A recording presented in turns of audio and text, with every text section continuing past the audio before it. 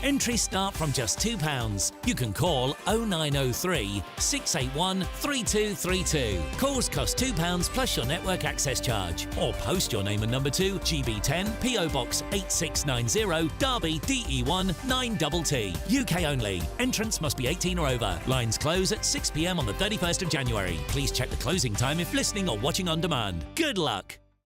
This is GB News, Britain's news channel. As Strictly Come Dancing approaches its iconic Blackpool episode, marking halfway through the competition, visually impaired dancers across the country have spoken out about how groundbreaking the casting of Chris McCausland is, who suffers from, if I hope I'm saying this correctly, retinitis pigmentosa, and they have found him particularly inspiring. We've been talking, Sean, about how the casting of Strictly has been inspiring to so many people, but I imagine there'll be lots of people who are watching this at home finding your story of resilience really inspiring, because you've obviously really been through it. Is dancing something that has sort of, you know, helped keep you going through all of those troubles? And what does it mean to you to see casting like this on a show like Strictly Come Dancing? Like I say, all the things I went through. So those 9 years when I wasn't dancing, you know, I was still dancing in my head and just banging on to other people. Very much not just people with sight loss. You know, I've been a big advocate for people with social isolation. So many people on their own now, social anxiety, especially since COVID. And I just want people to get out. The stuff that I'm doing and all the stuff Chris is obviously doing, it will inspire others. Again, like I say, just not people just with sight loss. I had so many people come up to me in the early days, guys, and now that say, you know what, Shawnee, I've seen you do it, so I'm just going to do it. But you just got to get over yourself, because if you bother to do the maths, you know, because all it is maths and walking. Yeah. You know, that's all it is. Maths and walking actually sounds quite difficult. Sean, thank you. Oh, come on, mate. Can you shout? Can you walk? Crack on. Sean, you're an inspiration. Thank you, mate, for joining us this morning. Really appreciate it. You're a star, and so glad. Just before I go, I'm just going to say, this is Kev. Here's Kev. GB News, the People's Channel.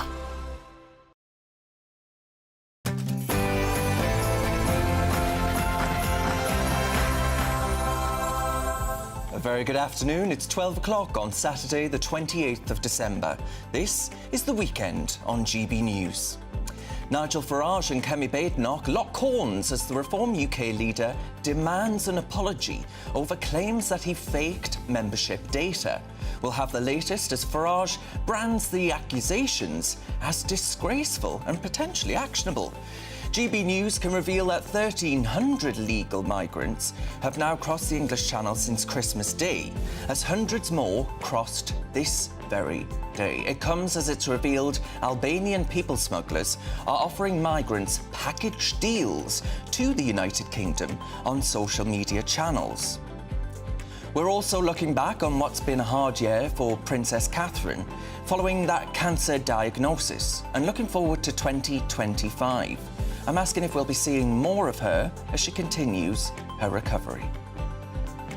I'm Darren Grimes, and my friends, the weekend starts here.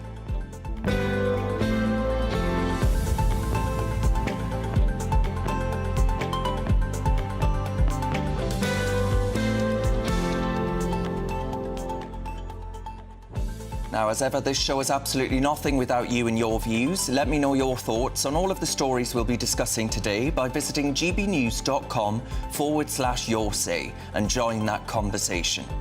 Keeping me company this hour is the broadcaster Matthew Stadlin and journalist Duncan Barks.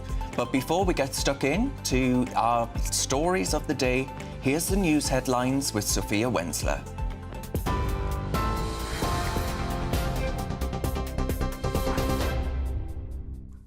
Darren, thank you. Good afternoon. It's just gone 12 o'clock. These are your headlines. Russian air defences may have shot down an Azerbaijan Airlines flight after misidentifying it, according to US military sources. US media is reporting that America had intelligence indicating Russia may have believed the flight was a drone and engaged its air defences. White House spokesman John Kirby has said the US has seen early indications that Russia could have been responsible for downing the jet that crashed on the 25th of December, killing 38 people. The plane is thought to have come under fire from Russian air defence systems as it tried to land in Chechnya before being diverted across the Caspian Sea to Kazakhstan, where it crashed.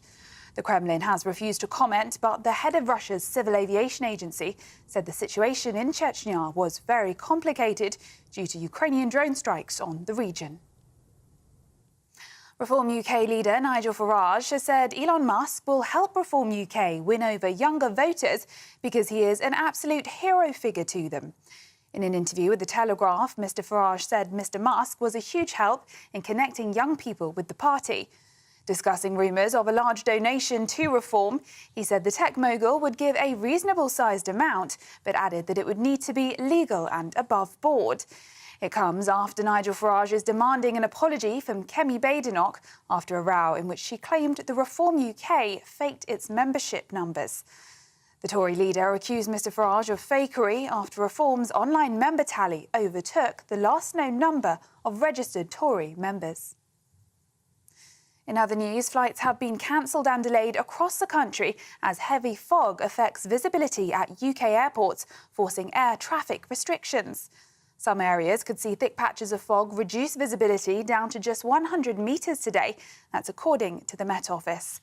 Gatwick and Manchester, the second and third busiest airports in the country, are among those worst affected by the bad weather. Earlier, we spoke to Simon Calder, who's the independent travel correspondent.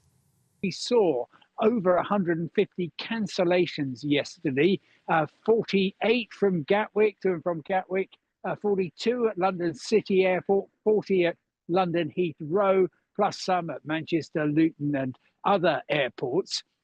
And on top of that, I'm afraid Saturday hasn't begun brilliantly. British Airways has cancelled 18 flights so far to and from Heathrow, another 4 at Gatwick, and there's cancellations also at London City. So if you are flying today, good luck. GB News can confirm that 1,300 migrants have now crossed the English Channel since Christmas Day, as hundreds more made the journey today. It comes as the Home Office confirmed 305 arrived yesterday in 5 small boats, 407 made the illegal crossing on Boxing Day and 451 on Christmas Day. They take the total number who've arrived in the UK this year to 36,500. That's a 25% increase on last year's total. Some breaking news now. A woman has been charged with murdering a father of 6 on Christmas Day in Staffordshire. Police were called to a report of a man in cardiac arrest in Norton Keynes at about 3:25 a.m. on Wednesday. They said despite medical efforts, he died a short time later. 33-year-old Kirsty Carless has now been charged with murdering 31-year-old Lewis Price. And more than 70 assaults took place in prisons every day last year, according to new analysis. Research by the House of Commons Library, commissioned by the Liberal Democrats, shows there was a 26,912 assaults recorded in jails in England and Wales in 2023, an average of 74 a day. The research also revealed the country's most violent prisons, with HMP Wandsworth in southwest London recording the highest number of incidents. Those are the latest GB News headlines. More in an hour. For the very latest GB News direct to your smartphone, sign up to News Alerts by scanning the QR code or go to gbnews.com/alerts.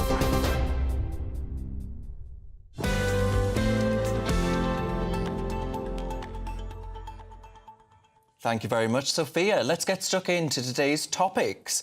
Nigel Farage has demanded an apology from Conservative leader Kemi Badenoch after she accused his Reform UK party of faking its membership numbers. She said she'd had a look round the back end and decided it was all a fix, so to speak. Miss Badenoch alleges that the digital counter on the Reform UK website was rigged to tick up automatically, as it now shows the party has more members than the Tories.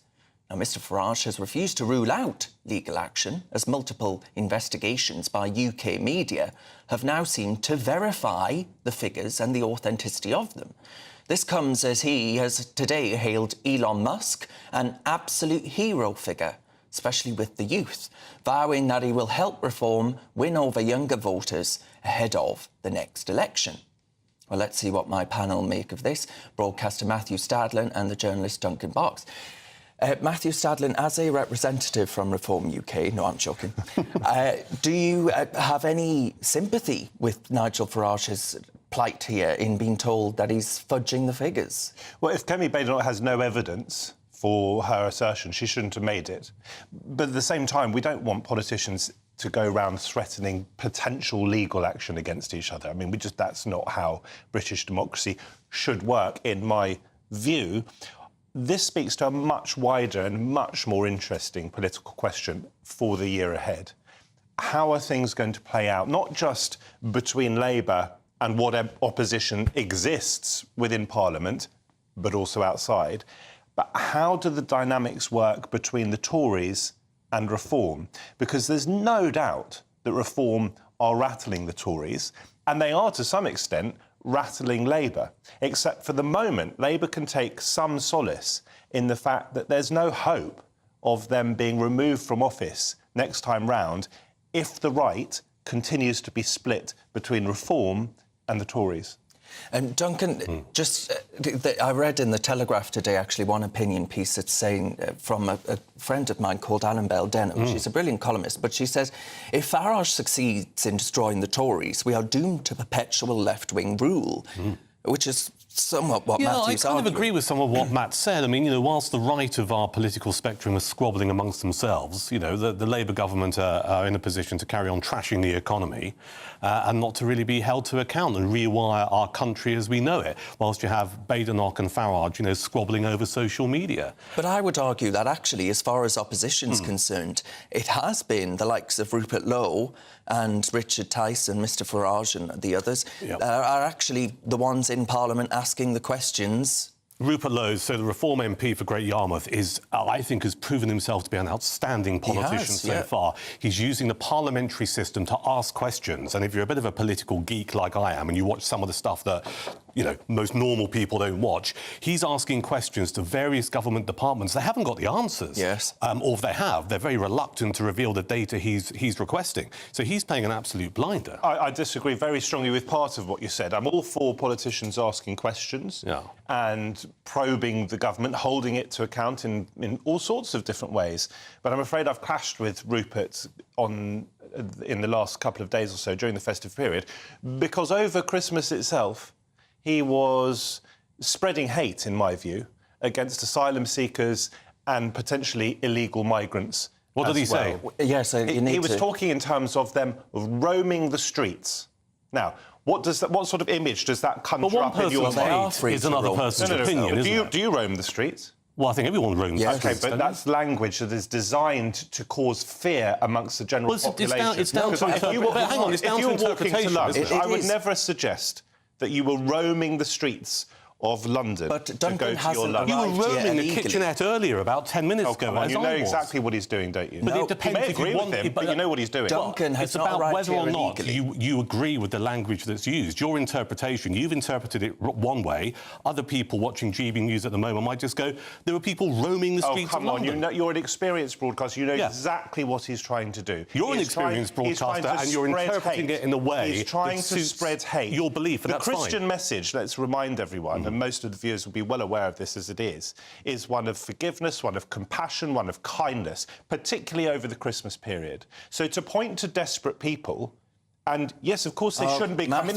Yes, of course they should. Of course they are. Not of course they are. people. Yes, they shouldn't be. They shouldn't be coming here. But they're desperate enough to risk their lives over the channel. Christmas is not the time to spread hatred of them and fear of them. I want the boats to stop, but I'm also aware that these people are human beings, and suggesting that they are roaming the streets is to point the finger. So what are you accusing them of criminals? But what are you accusing? I've been very clear. Spreading hatred. Spreading hatred and spreading fear. What are they doing, Matthew, if not roaming? They aren't isolated to one particular venue, are they? Roaming suggests criminal intent or malicious intent. No, it doesn't. Of course it does. Of course. No, what, it does not. What, do you roam the streets? Yes. No, you don't. You can have hordes You might go of- shopping, you you can might walk have- to your lunch. Matt, you don't roam the you're streets. way off beam here. You I'm can spot have on. hordes of people roaming over Newbury Racecourse on a race day. It doesn't mean they're come on. criminals. Look, you know, as well, You are choosing to interpret the language in a certain way. You may feel hatred towards the people that Rupert Lowe seems to. I don't feel hatred towards anyone. Fear of them.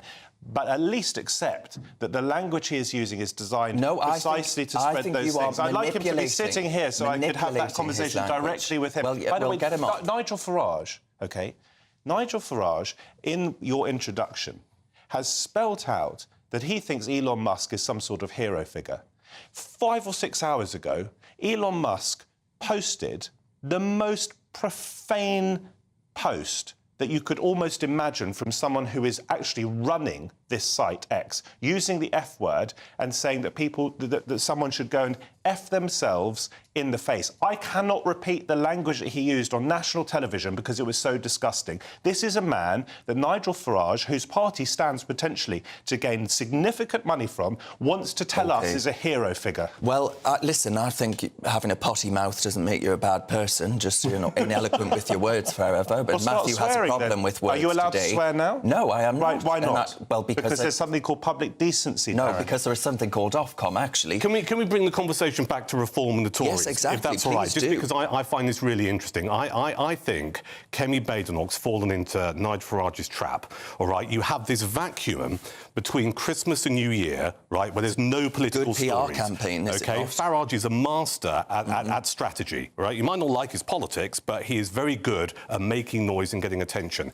And what he's done is during this festive period where there's journalists like you, Darren, me and yourself, Matt, who have got nothing to talk about or write about, he's created something with this membership ticker thing that keeps going up, OK, almost just baiting Kemi Badenoch to challenge it. She challenged it, and, as we have seen, more and more oxygen has gone towards reform. We're talking about it now. And on what Matthew said about Elon Musk, would you accept that he's the wicked man did you read the from across Tim sea? Stanley interview in the Daily Telegraph with Farage on Boxing Day? It's in today's Telegraph. He talks about Elon Musk as being inspirational to young people because this guy is a cool young guy with the shades and with the leather jacket on, etc.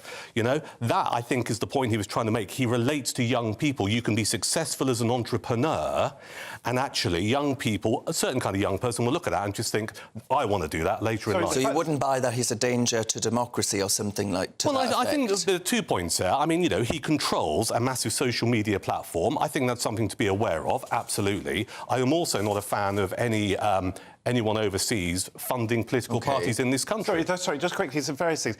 The fact that he may appeal to some young people, Elon Musk, doesn't mean that he's appealing in a good way. What's the name of the man in Romania? Andrew Tate. Andrew Tate. I mean, he appeals to a lot of young men. Does that mean that he's a good influence? Of course. Let me finish, because I'm coming back to what you're saying. Doesn't mean just because he does appeal to some young people that is a good influence. All sorts of people influence young people, some in good ways, some in bad ways. On the question of reform and the Tories, you're absolutely right. He's a master, certainly a master tactician and arguably a master strategist. I mean, you could say that he was the strategic brains behind Brexit. Maybe it wouldn't have happened without Boris Johnson. I've always acknowledged that he is the biggest politician of our age, since Tony Blair. Of course, I disagree with almost everything that comes out of his mouth. But the problem here is if you look at some of these posts on Twitter and you see the replies, there are people on the right who are very concerned that Reform is still lining up their tanks against the Conservatives because they want the Labour government to be taken down. And it comes back to my opening point. If the right is split, Labour are safe. And Duncan, the point there being, I get so many viewers saying to me, well, Darren, you know, a plague on both their houses is how I currently feel. And right now, the death of the Conservative Party sounds quite appealing. And to be honest with you, I am minded to agree with that sentiment in the sense of I still feel that there was a complete betrayal of the 2019 vote. Well, actually, the 2010 vote, the 2015 vote, the 2017 vote and the 2019 vote. So why on earth would they get back into bed electorally with the Conservatives when they've been betrayed so willingly. So I've got a couple of thoughts on this. I mean, first off, Reform is in this unique position where it's very easy to call out what's wrong with the country. They don't yet need to provide solutions, OK? Labour has spent the first 6 months in government trashing the economy. They've pretty much managed to upset everyone. The Conservative Party can't have a pop at Labour because there's 14 years of a Conservative government. They had almost a record tax intake, mass immigration. Their hands are dirty, if you like, on the stuff that you might want to, criticise, call out Labour on. So that's one thing. I think the next 12 months are going to be fascinating, the next 6 to 12 months. I think there are a number of challenges here. First off, we've got the New Year's honours lists that will be out in the next 48 hours.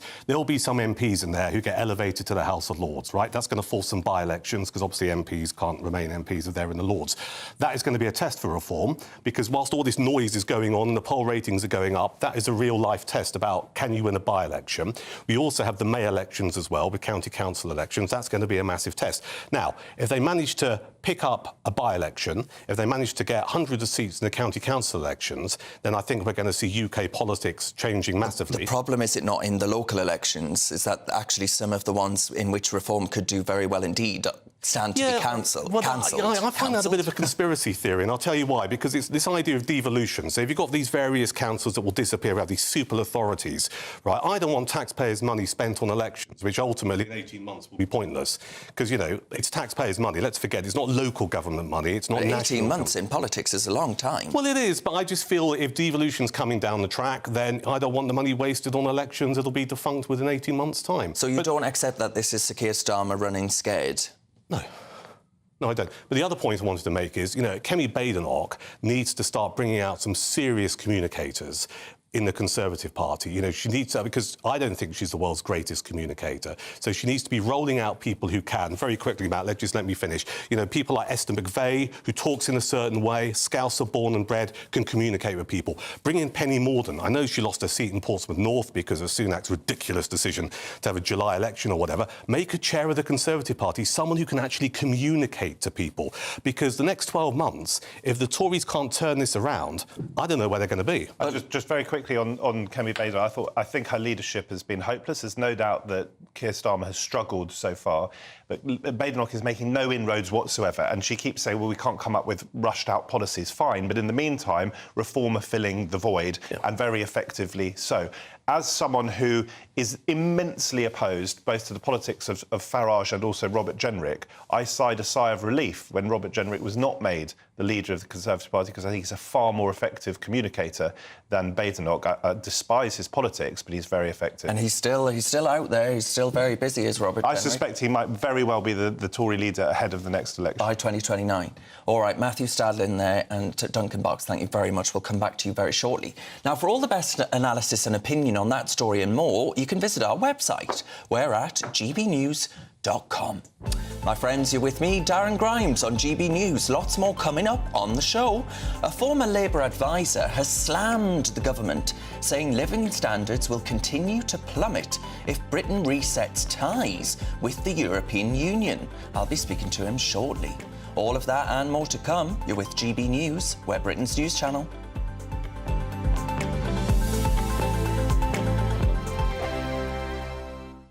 Sunday with Michael Portillo from 11, only on GB News. Bansky's Girl with Balloon is arguably one of the artist's most recognisable images. So when a limited edition print signed by the artist was stolen from Grove Gallery in London, an investigation was launched by the Metropolitan Police's flying squad. The work was thankfully retrieved. The desire to own great works of art has once again become evident this week, albeit a little further afield on the continent. Police in Italy have uncovered a criminal network forging artworks by Bansky, Andy Warhol, Pablo Picasso and others.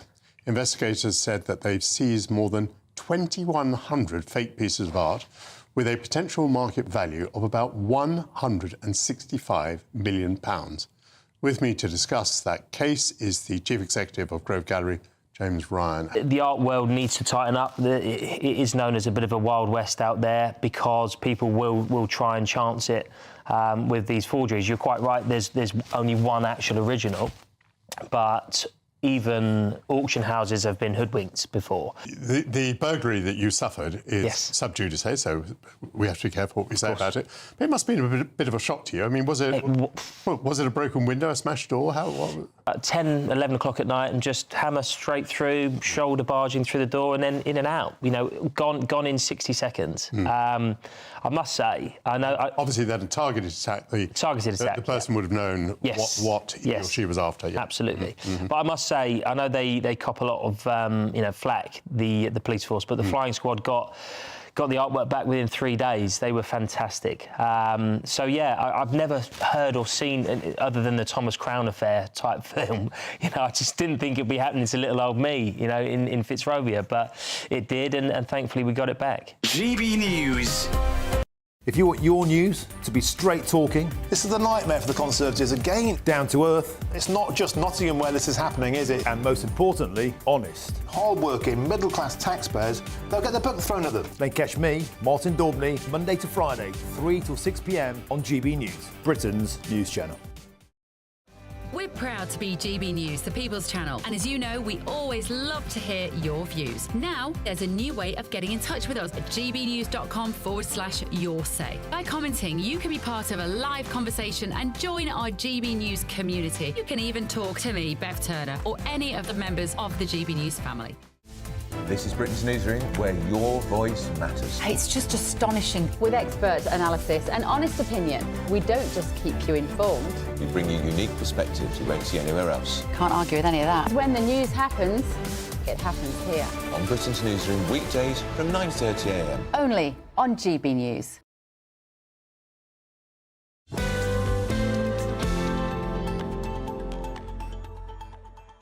A very warm welcome back to the weekend with me, Darren Grimes. Now, living standards will continue to plummet if Britain resets ties with the EU, says a former Brexit advisor. Shankar Singham says that Labour's plans to align with EU rules would severely constrain attempts to tackle the cost of living crisis. This comes as leaked information revealed a list of Brussels' proposed demands, such as raiding British fishing waters and handing power to European judges once again. Well, I'm delighted to say that the CEO of Canape and former Brexit advisor Shankar Singham joins me now. Shankar, always a pleasure, my friend. Could you set out for us, in so many ways, it seems that the narrative, Shankar, if you pick up a copy of the Financial Times or whatever else, seems to suggest that closer trading ties with the EU again, the EU single market, would be we would reap the rewards of those closer trade ties. So why do you disagree with that sentiment? Well, I don't disagree with that sentiment. I think we can actually have a better relationship with the EU. We can actually improve on the trade agreement that we have with the EU. All of these things are perfectly possible and normal in the ordinary course of things in a trade negotiation. What I'm concerned about, very specifically, is the possibility that the UK government will seek to align dynamically its regulatory system with the EU's. I mean, I think there are two things we need to do coming out of the EU. One is to maximise the opportunities that we have, and the second thing is to minimise the disruptions. Those economic opportunities, and the Prime Minister has talked about increasing household income, and I totally agree with him on that. I think that is the principal purpose of the government: increase household income, decrease household cost. How are we going to do that? Well, we're going to do that by preserving the two things that generate income, which are your independent trade policy and your ability to have a better regulatory system, one that imposes less costs on consumers and on people and on households. And the second thing you've got to do is mitigate the disruptions. So all these barriers that we face with the EU, the customs barriers and so forth, there are many things that we can do to try and improve them. But the one thing you shouldn't do is to do something that takes away your ability to generate that greater household income that comes from regulatory reform. All right. So The great advantage here was regulatory reform. That's what we have to pursue. Absolutely, and you've spoken about what was the unfrozen moment, right, to make the most of that opportunity. But, for example, on the Remain side of the continuity Remain side of the argument, they would say, well, Shankar, look, the CPTPP, which is spoken about as an absolutely extraordinary trading bloc and a growth market of the world as well, that isn't worth much to the British economy, they would argue, compared to access that's untrammeled to the single market. Well, the costs. So you have to ask, what do you gain from dynamically aligning to European regulation with regard to, let's say, for example, food? Bureaucracy. Let's go through that. I mean, so food is coming in from Europe. Most of it comes from the EU into the UK. So if you align your regulation dynamically with the EU and you're still outside the customs union and the single market, as Keir Starmer has said, you're still going to have customs process. You're still going to have regulatory process. You don't actually gain that much, but you lose a huge amount. You lose your autonomy, you lose your sovereignty, you lose your ability to set your own regulatory system. And the critical thing here is, if you look at the direction of travel of European regulation, to which we are potentially going to align over the last 10 years, say 20 years. It has been moving in a very anti-competitive direction, a very wealth-destroying direction, which the European Union acknowledges themselves. Von der Leyen has said this, Mario Draghi has said this in a report that he did on the European Union regulatory system. This is why there are no big tech companies in Europe. They're all in the US. So we have an opportunity here to improve that regulatory system. Businesses tend to focus on the divergence of regulation. There's an EU regulatory system that's different from the UK's, and that's a problem. They tend to focus on compliance costs. What people don't tend to focus on is the biggest impact of anti-competitive regulation, which is the cost, the wealth it destroys from the economy, and the resulting decline in household income. Yeah. And that is probably 90% of the cost. What we're talking about in terms of regulatory cost and business compliance cost is only about 10%, maybe not even that, if you have a very anti-competitive system as you do in Europe. And two other things have happened, and you mentioned CPTPP, and the Secretary of State for Business and Trade, Johnny Reynolds, is to be congratulated for announcing that and supporting that, and the Minister for Trade Policy, Douglas Alexander, has supported that as well, and that is entirely right. But we also have another thing, a much bigger elephant in the room, which is what's coming down the pike in the US. Yeah. So, well, exactly, Shankar. We're running out of time, but I agree with you that actually the market difference between what the Trump administration is going to do from January for the next 4 years and what the Labour government are going to do here in Britain, I think the checklist of comparing the two will be really quite extraordinary indeed. So we'll have to get you back on, Shankar, to discuss that, because sadly we've run out of time. But Shankar, I appreciate it so very much. That's Shankar Singham there joining me. Now, let's see what my panel make of what Shankar had to say, the broadcaster Matthew Stadlin and the journalist Duncan Barks. Duncan, who did I start with last time? Did I start with you, Matthew? You're welcome to start with Duncan. Duncan, I agree with what Shankar has to say. I'm deeply concerned that the UK is risks hitching itself to the wrong wagon at this time, this crucial moment, especially in things like artificial intelligence, where there is a great reward for those who are early adopters and get into it. London has great links to the tech industry and could be doing great things in that regard. But I fear that we risk losing that by just saying, well, we need to stick with what we know, which is the European Union. Well, I'd like to be able to see this country hitching itself to both wagons. Okay, I think now we are out of the European Union. By the way, in terms of Brexit, I think we had a Conservative government who were too busy fighting amongst themselves. It wasn't prepared for properly. It wasn't certainly initiated properly. But now we're out of the European Union. We should be able to get the best possible deal with the United States of America in all forms of trade. Trade is good, and ditto with our European neighbours. But we can't do that if we join some form of backdoor deal to sign us back up to the European court. Well, yeah, and I have sympathy with your concern there, because I think, you know, Starmer and his cabinet are effectively a bunch of Europhiles, which is why it's important to keep the pressure up and not go too far down the route of actually signing up in a way that restricts us trading with other people. I just find this narrative really depressing, because we should be able to now, one of the benefits of Brexit, and I don't want to rehearse the arguments of 8 years ago, because I'm sure we all have the scars, you know, is we should be able to trade with everyone around the world, because free trade is a good thing. It improves people's quality of life. It's a great thing. And I certainly do not want to see us go backwards with doing some kind of deal with the EU. Matthew, the point here, the point that Duncan makes there about, you know, Labour and the EU, it is correct. I'm sure even you would agree, Matthew, that it is correct. Even me. Even you, to argue that Starmer, being a lily-livered liberal, he rather likes technocracy because it removes democracy from the equation. So he loves the EU for that very reason. And I mean, you have to ask Starmer.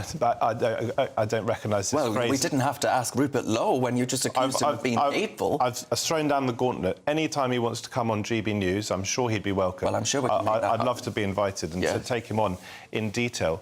But no, lily-livered, I don't recognise that. It's just an insult. I voted for Remain. I very strongly, when I was presenting my radio shows, argued against a second referendum, because I thought that would have flown in the face of this enormous exercise in democracy and would learn none of the lessons that I think a lot of people needed to learn from that referendum. Duncan's wrong about the free trade point. We were able to trade with other countries right around the world before we Brexited.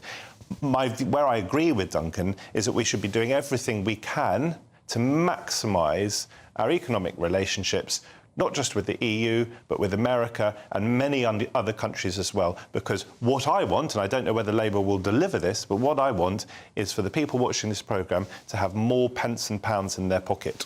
Well, Starmer's just announced £6.6 billion in loans for solar panels, so we're all going to be rich and warm. Happy days, happy days. Anyway, thank you very much, Matthew Stadlin and Duncan Bark there. You're with me, Darren Grimes, on GB News. We've got lots more coming up on the show. I'll be looking back on what's been a tough year for the royal family and looking ahead to 2025. Will the Princess of Wales fully return to duties in the new year? First of all, here's your news headlines with Sophia.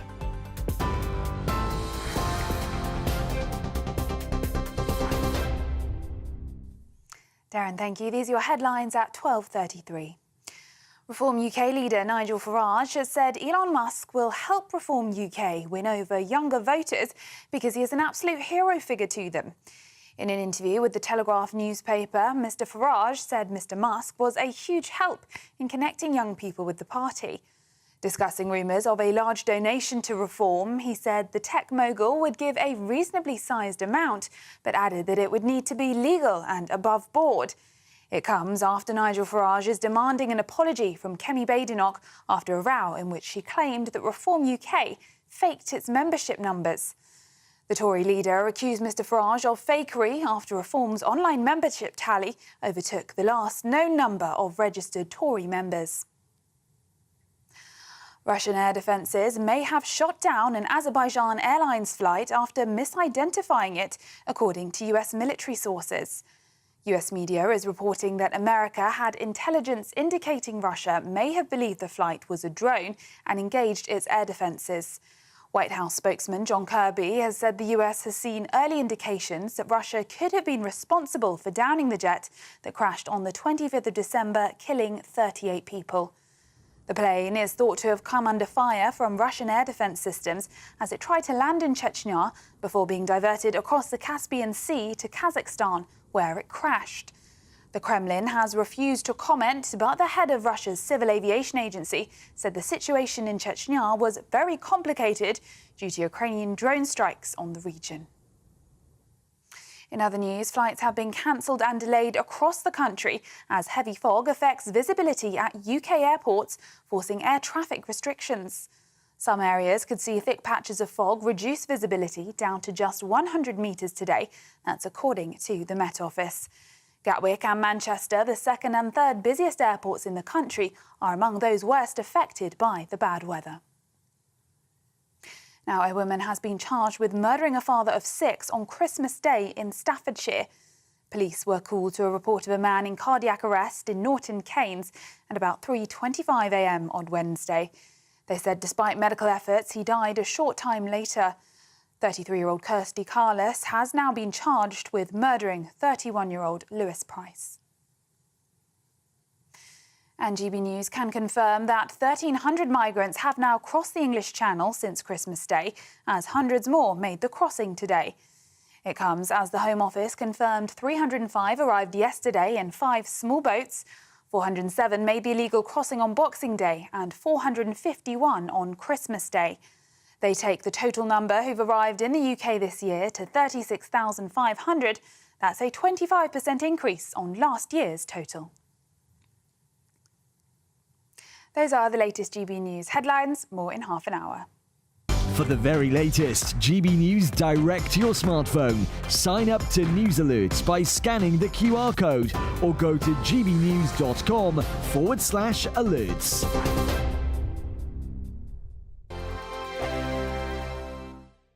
Hello there, welcome to your latest GB News weather forecast. Well, for most of us, it's going to remain fairly murky out there, but some changes afoot further north.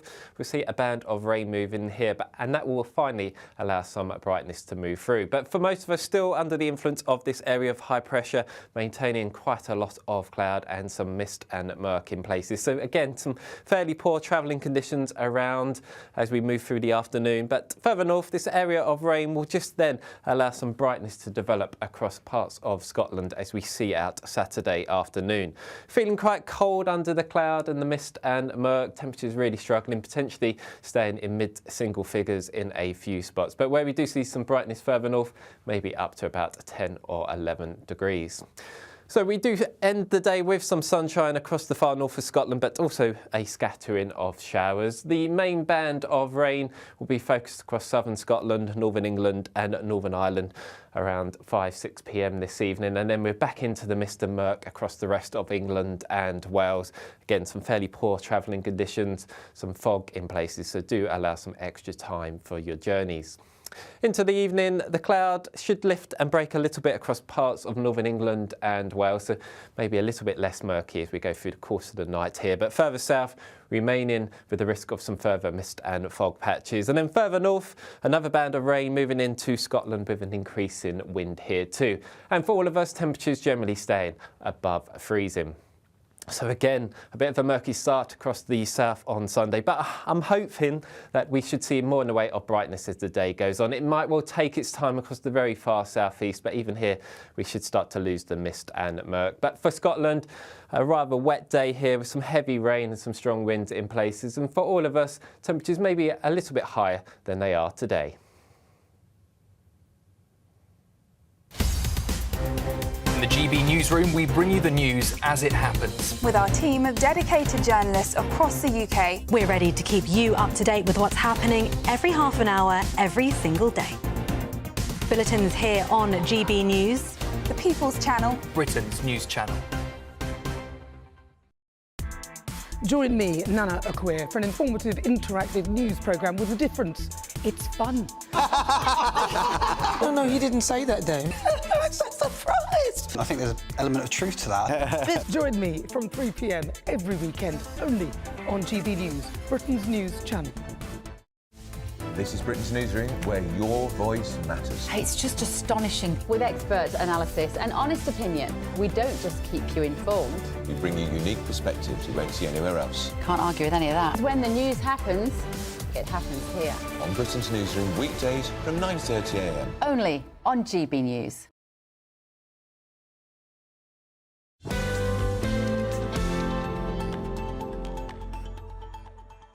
Welcome back to the weekend with me, Darren Grimes, and boy, oh boy, lots of you have been sending in your thoughts and getting in touch.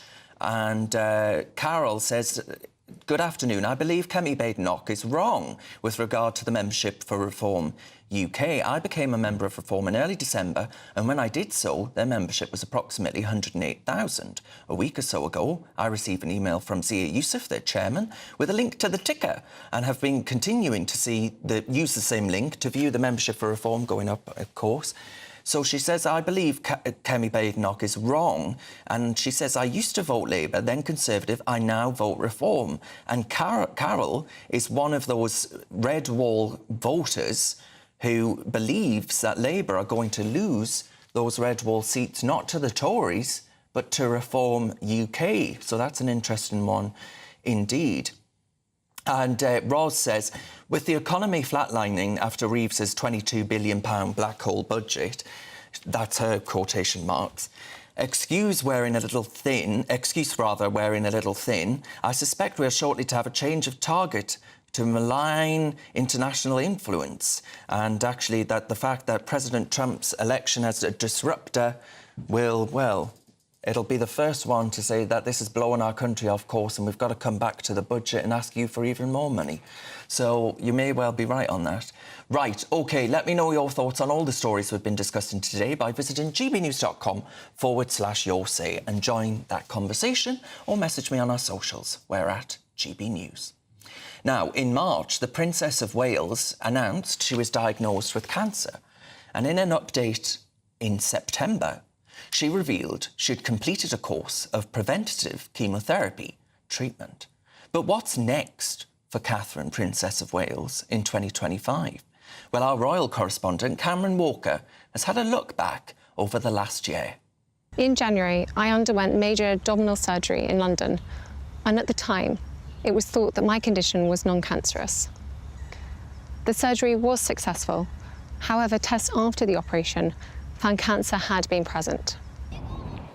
The Princess of Wales was subjected to months of intense global scrutiny sparked by social media speculation. Following major abdominal surgery, the Princess withdrew from public life to focus on her recovery.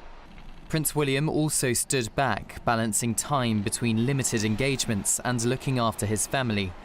Soon after, hashtags like "Where is Kate" started to trend, and unfounded conspiracy theories took hold.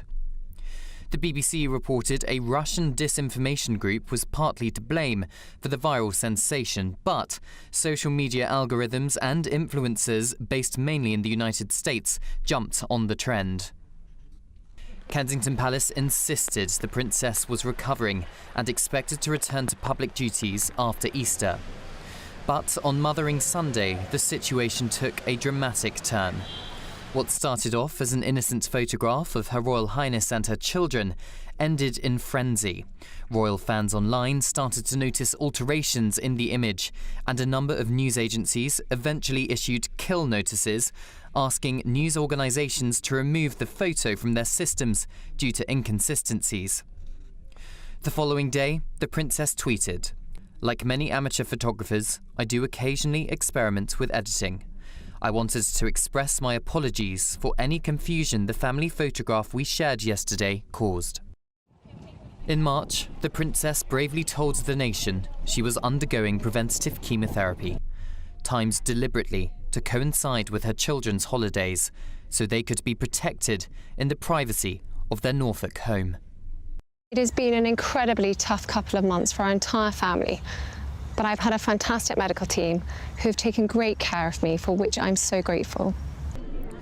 The princess once again removed herself from public life. This time, she was given the space and privacy to recover. The public rejoiced when Catherine chose to attend Trooping the Colour in June and got a standing ovation at Wimbledon. As summer drew to a close, the princess gave an update on her condition. I cannot tell you what a relief it is to have finally completed my chemotherapy treatment. The cancer journey is complex, scary and unpredictable for everyone, especially those closest to you. Throughout the autumn, the princess undertook a couple more public engagements. Next year, royal sources hint the princess may carry out more duties, including international travel. Cameron Walker, GB News. That was our royal correspondent, Cameron Walker, there, taking a look back over the last year for the Princess of Wales. Matthew, I think this year has revealed just how much the nation loves the Princess of Wales. Just a deeply traumatic experience for a young mother to go through. You've got 3 children. You're in the spotlight. You work incredibly hard in the name of this country and in the name of the royal family. And suddenly, out of nowhere, you're hit with this cancer diagnosis and so many people watching. will have been hit by such a diagnosis. And the fact that she seems to be recovering as well as she does is a wonderful thing. But what a year. Yeah. Matthew, Duncan even, very briefly, if you would, but I mean, we were discussing that farm shop photo where actually there were photographs taken of the Waleses at this farm shop, and they were saying, it's not her, I just find it fundamentally depressing that, as Matthew, is something that Matthew and I clearly agree on, you know, a young woman going through something so traumatic in her life with a young family, and then you've got people all over social media looking at pictures going, that's not her, it's an actress, or, you know, they're trying to pull the wool over our eyes. Which makes it more difficult. Depressing. Yeah, I agree. All right, thank you very much there. That was Duncan and Matthew. Before him, we'll get back to the panel shortly. Now, friends, if you're in search of some winter sun, here's the forecast for some of the top European holiday destinations. I forecast a perfect holiday in the sun. Weather looking good then? For sure, and no worries about our travel insurance. All Clear Travel Insurance sponsors GB News Travel Destinations Forecast. There's a lot of fine weather to come across many of the usual holiday hotspots in southern Europe through the next few days. A different story across the southeast of Europe, though. Here's Storm Elena bringing some heavy rain, strong winds across parts of Greece into Cyprus and into Turkey as well. Elsewhere, though, like I said, lots of dry weather on offer, and with that, lots of sunshine too. So not looking too bad at all if you're heading across many parts of southern Europe through the next couple of days. Bye-bye. All Clear Travel Insurance sponsors GB News Travel Destinations Forecast. Sunday with Michael Portillo from 11, only on GB News. Joining me now is food historian and author of Christmas with Dickens, Pen Vogler. Pen, let's start with Christmas Carol. Did A Christmas Carol change Britain's view of Christmas? I think it did, enormously. Before then, people were beginning to think, as they do now, that Christmas might be being a little bit commercial. It was too much food and drink, not enough kind of seriousness or not enough kind of love and family. And what Dickens did with A Christmas Carol was show people who were coming to the cities, who were kind of losing their rural history, a new way of celebrating Christmas, that a real, just a family could get together and love and kind of get around the table together. And whereas before, a lot of those kind of Christmas dishes would have been seasonal, lots of people would have eaten them at different times of the year, Dickens does two things. He takes the goose, which is what the Cratchits are going to eat, and he turns it to a turkey, much bigger, meatier, kind of more generous. And then he takes this thing that he never calls Christmas pudding in A Christmas Carol. There's no Christmas pudding. He only calls it plum pudding, and he anchors it to that day. And interestingly, after then, people start publishing recipes for Christmas pudding, and it starts getting its name, Christmas pudding, from plum pudding. And I think all of that really comes from A Christmas Carol. You say becomes a Christmas pudding almost immediately after A Christmas Carol is published. Yes, I mean, it's occasionally called Christmas pudding before, but not often. And then a very famous for the time, the kind of Delia Smith of her day, lady called Eliza Acton, publishes a recipe called The Author's Christmas Pudding in 1845. And we know she's a big Dickens fan because she sent a copy of her cookbook to him. GB News, the People's Channel.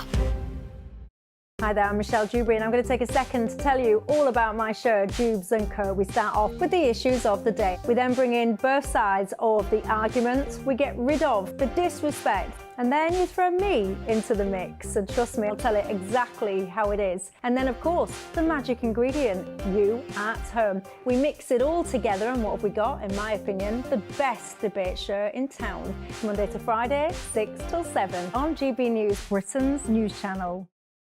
It's Patrick Christie's Tonight, and here we do things differently. It's explaining the absolute madness of this, doesn't it? It's explosive. I mean, this is very good. It's lively. 850. Your government sat there, Sean, and it did nothing. It's controversial. And the Middle East has been in turmoil since before I was born. It's everything you need to kickstart your evening. Everyone's had their Weetabix tonight. I love to see it. That's Patrick Christie's Tonight, weeknights from 9 p.m. Only on GB News, the People's Channel, Britain's news channel.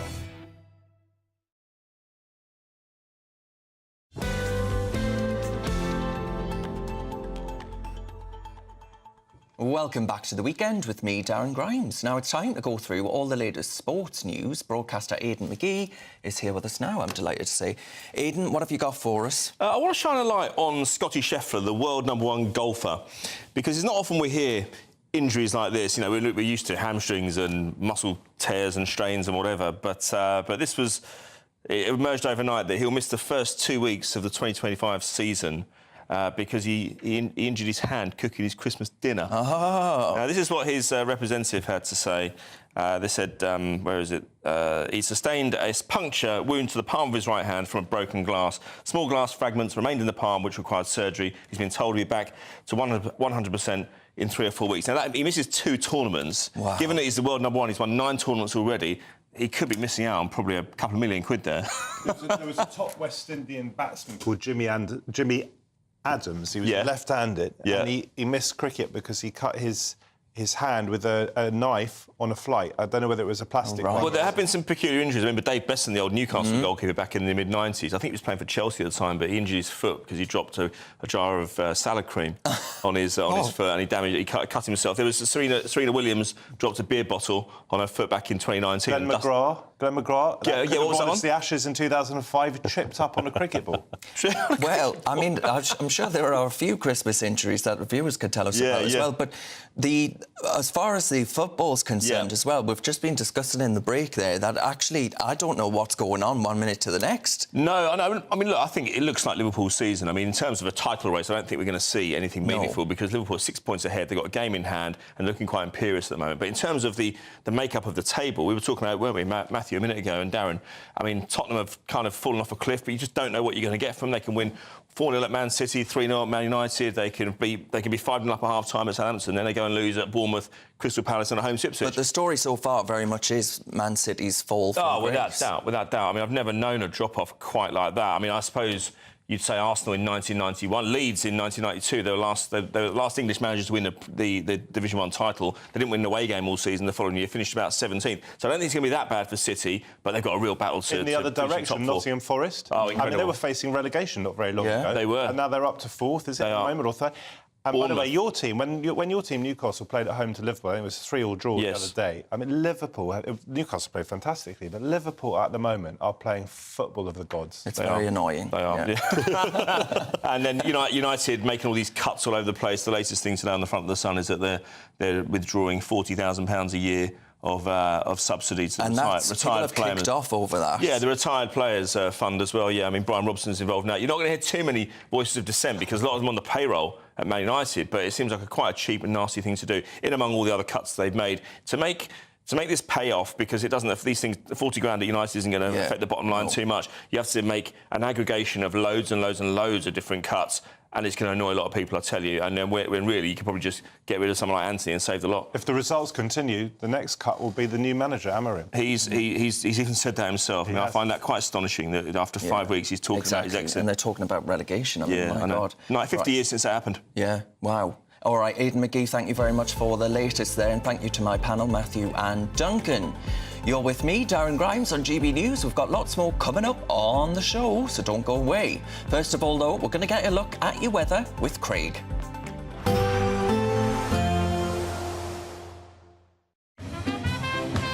There will be a light breeze in the morning, leading to a warm front. Boxed heat pumps, sponsors of weather on GB News. Hello there, welcome to your latest GB News weather forecast. Well, as we look ahead towards the New Year period, it does look like the weather is turning distinctly unsettled, with potentially some wet and windy weather for New Year itself. At the moment, we still have high pressure hanging on, maintaining the rather murky conditions for most of us, but this cold front will continue to sink its way southeastwards, and that will finally clear a lot of the mist and fog away. But for most of us, Saturday evening to the early hours of Sunday morning, we maintain with some rather poor conditions across many parts of England and Wales. Scotland sees this band of rain move in. Some of that will be quite heavy and persistent and accompanied by a strengthening wind. But for most of us, not a cold night, temperatures staying generally in mid-single figures. So we do start Sunday morning off on, again, a rather murky note across many southern parts of England. Again, some mist and fog around. But already some breaks in the cloud developing, especially across southwest England, eastern parts of Wales, but more particularly across northern England. Hopefully a much brighter start to the day here. But still maintaining the cloud across Northern Ireland, and then seeing this band of rain across Scotland. Again, some heavy and persistent rain in places. And really, it maintains that way across Scotland right throughout the day. Some heavy and persistent rain developing. But further south, a much brighter day compared to recently. It may well take its time across the far southeast of England, but even here by the afternoon, we should see brighter skies developing. And with the increase in sunshine, we should see temperatures slightly higher than they have been, potentially up to 10 to 12 degrees. Into the evening, very little changes. A lot of England and Wales largely dry with some clearer skies, but up across Scotland, we're seeing this band of rain. Some cold air tapping into it as well, so potentially turning into snow across the high ground. And that really sets us up for an unsettled New Year period, with potentially some wet and windy weather for some of us. A chilly start will give way to a lovely, warm afternoon. Boxed heat pumps, sponsors of weather on GB News. There's still plenty of time to grab your chance to win our biggest cash prize ever, an incredible £50,000. What would you spend £50,000 on in the coming year? Spectacular holidays, a brand new car, home improvements, or maybe you'd just like to save it for a special occasion? For another chance to win, text cash to 63232. One entry costs £2 plus one standard network rate message, or text bonus to 63232. 5 entries cost £5 plus one standard network rate message. Go to gbnews.com/win. Entries start from just £2. You can call 0903 681 3232. Calls cost £2 plus your network access charge. Or post your name and number to GB10 PO Box 8690 Derby DE1 9TT. UK only. Entrance must be 18 or over. Lines close at 6 p.m. on the 31st of January. Please check the closing time if listening or watching on demand. Good luck. Good afternoon, Britain. Weekdays from midday. Well, it's interesting because I haven't actually been told specifically what I've done, which has resulted in me being removed from my committee position, which was head of daytime.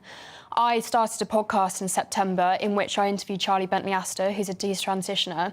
I then also interviewed Graham Linehan, and I wrote an article for his Substack. And shortly after that, I was told that I had been suspended, and the university union started an investigation into me. And that very quickly became apparent to me that it was an interrogation of my gender-critical views rather than any sort of misconduct that I had been alleged to. Right. And Graham Linehan has been outspoken on issues relating to transgender ism, whatever you want to call it, gender ideology. And so perhaps just by having associated yourself with him as a controversial figure, that was why the investigation happened, you suspect? Yes, and already it's quite clear that guilt by association is a crime that you can commit within university societies. I actually purchased my free speech union membership way before this all happened, when a friend helped me edit the episode with Charlie, and he got in trouble with a separate society who told him that he must disassociate himself from me, and if he didn't, further measures would be taken. So at that point, I thought, well, I better put some damage control in place and purchase my membership in case anything happens to me.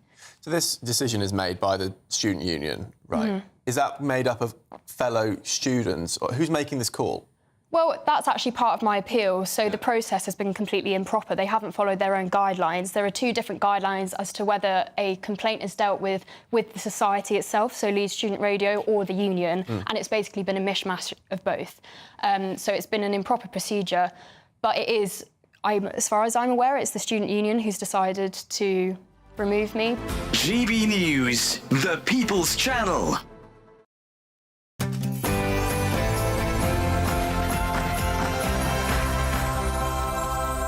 A very good afternoon. It's 1 o'clock on Saturday, the 28th of December. This is The Weekend on GB News. Nigel Farage and Canape have locked horns as the Reform UK leader demands an apology over claims he faked membership data. We'll have the latest as Farage brands the accusations as disgraceful. GB News can reveal that 1,300 illegal migrants have now crossed the English Channel since Christmas Day alone, as hundreds more crossed on this very day. It comes as it's revealed Albanian people smugglers are offering migrants package deals to the UK on social media. The government has suffered a fresh blow in the ongoing row over the controversial family farm tax, with the leader of the trade union TUC saying he's very worried about the impact it will have on small farmers. It comes as yet more protests are planned for 2025. I'm Darren Grimes, and this is The Weekend.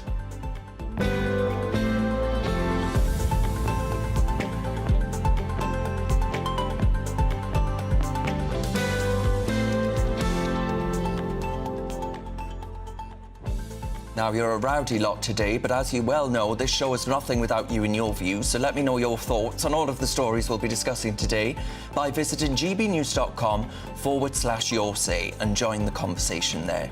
Keeping me company this hour is the former Conservative MP, Neil Parish, and the former Lib Dem MP, Norman Baker. But before we get stuck into today's stories, here's the news headlines with Sophia Wensler.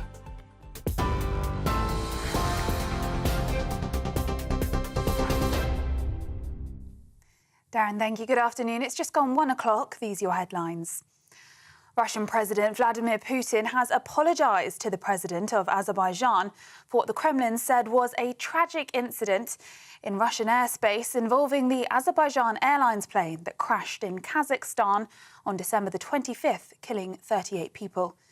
It comes after US media reported that America had intelligence indicating Russia may have believed the flight was a drone and engaged its air defences.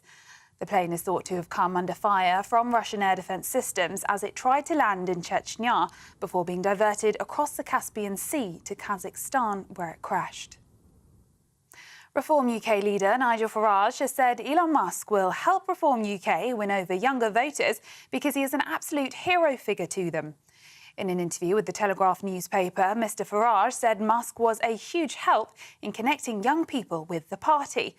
Discussing rumours of a large donation to Reform, he said the tech mogul would give a reasonably sized amount, but added that it would need to be legal and above board. It comes after Nigel Farage is demanding an apology from Kemi Badenoch after a row in which she claimed that Reform UK faked its membership numbers. The Tory leader accused Mr Farage of fakery after Reform's online member tally overtook the last known number of registered Tory members. Flights have been cancelled and delayed across the country as heavy fog affects visibility at UK airports, forcing air traffic restrictions. Some areas could see thick patches of fog reduce visibility down to just 100 metres today. That's according to the Met Office. Gatwick and Manchester, the second and third busiest airports in the country, are among those worst affected by the bad weather. Earlier, independent travel correspondent Simon Calder told GB News people must check before they travel.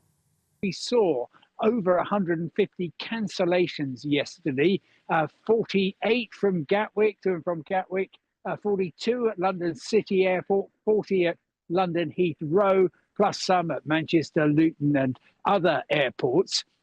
And on top of that, I'm afraid Saturday hasn't begun brilliantly. British Airways has cancelled 18 flights so far to and from Heathrow, another 4 at Gatwick, and there's cancellations also at London City. So if you are flying today, good luck. In other news now, a woman has been charged with murdering a father of 6 on Christmas Day in Staffordshire. Police were called to a report of a man in cardiac arrest in Norton Keynes at about 3:25 a.m. on Wednesday. They said despite medical efforts, he died a short time later. 33-year-old Kirsty Carless has now been charged with murdering 31-year-old Lewis Price. Meanwhile, a man has appeared in court charged with the murder of 2 women on Christmas Day.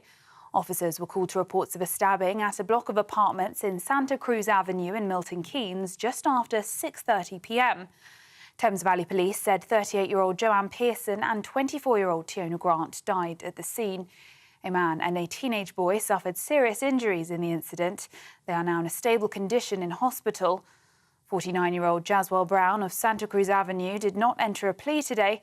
He will next appear at Luton Crown Court on Tuesday. And GB News can confirm that 1,300 migrants have now crossed the English Channel since Christmas Day, as hundreds more made the journey today. It comes as the Home Office confirmed 305 arrived yesterday in 5 small boats, 407 made the illegal crossing on Boxing Day, and 451 on Christmas Day. They take the total number who've arrived in the UK this year to 36,500. That's a 25% increase on last year's total. Those are the latest GB News headlines. Now it's back to Darren. For the very latest GB News direct to your smartphone, sign up to News Alerts by scanning the QR code or go to gbnews.com/alerts.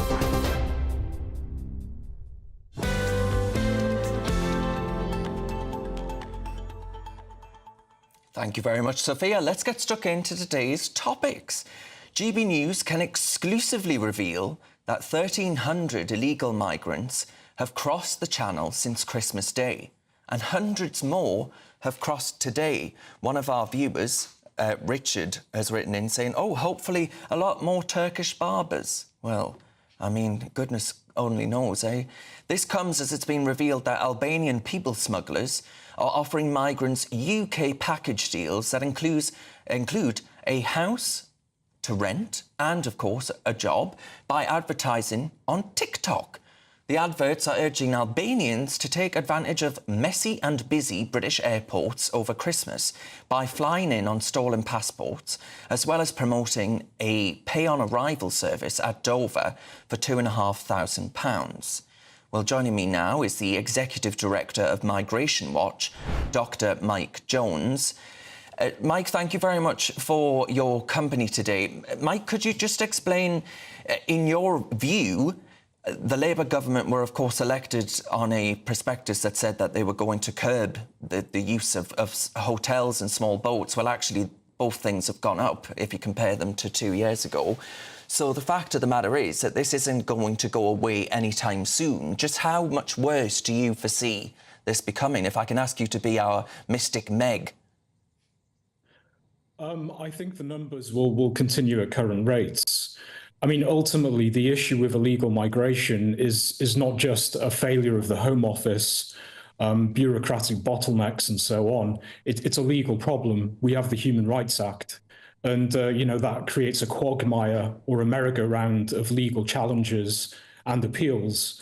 And, to be fair to Labour, they have started to speed up deportations to safe countries, such as Nigeria, Brazil, Pakistan. But what about people from unsafe countries, countries deemed unsafe by human rights lawyers, Iraq, Iran, Syria, Afghanistan? Unless you actually amend or abolish the Human Rights Act, you can't get rid of these people. And to make matters worse, the Labour Party has completely ditched the Rwanda plan, so they have no off-ramp. So my prediction is, I think the smash the gangs policy will make a difference at the margins. It wouldn't surprise me if a few of these criminal masterminds were arrested, but ultimately you can't destroy the gangs per se, because it's like a game of whack-a-mole. So I think the numbers will continue at these rates in 2025, 2026.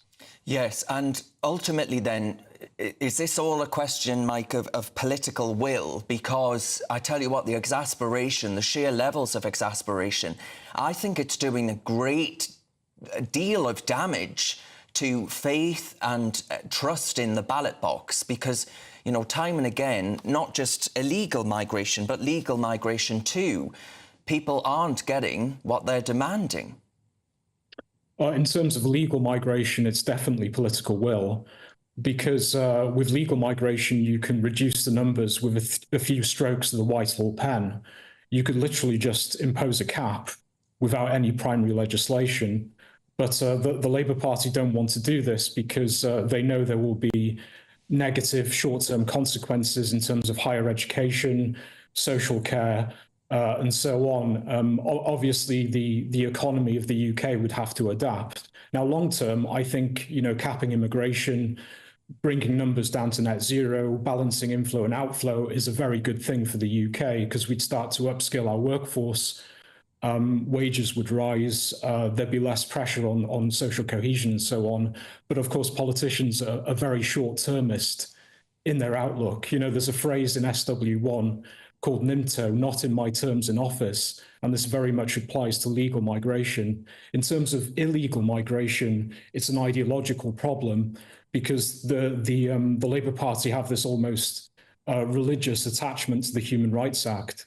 You know, my personal view is most civil liberties are protected by statutes and common law. Yes. The Human Rights Act is basically a criminal's charter. It empowers lawbreakers and people who are here illegally.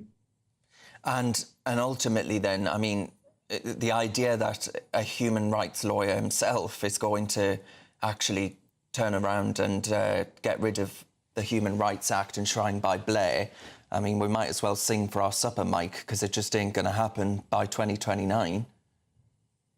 Oh, I doubt it. I mean, one thing you've got to remember about the Human Rights Act as well is it's created this whole cottage industry of asylum lawyers.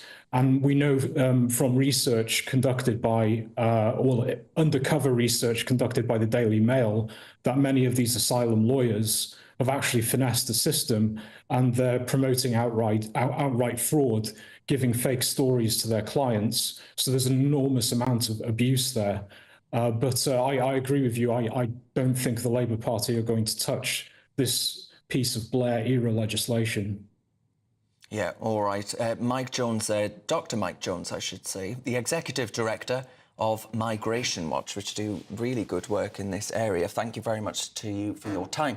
Let's see what my panel make of this. A former Conservative MP, Neil Farage, and the former Lib Dem MP, Norman Baker. Neil, I mean, do you think actually the Tory inaction to do anything about the Human Rights Act, you know, there were proposals, as you know, throughout your entire time, really, in Parliament, where there was proposals of a British Bill of Rights and all these other things. I find it really patronising, this idea that Britain needs the European Core Convention to actually enshrine human rights, the idea that was some kind of banana republic without it.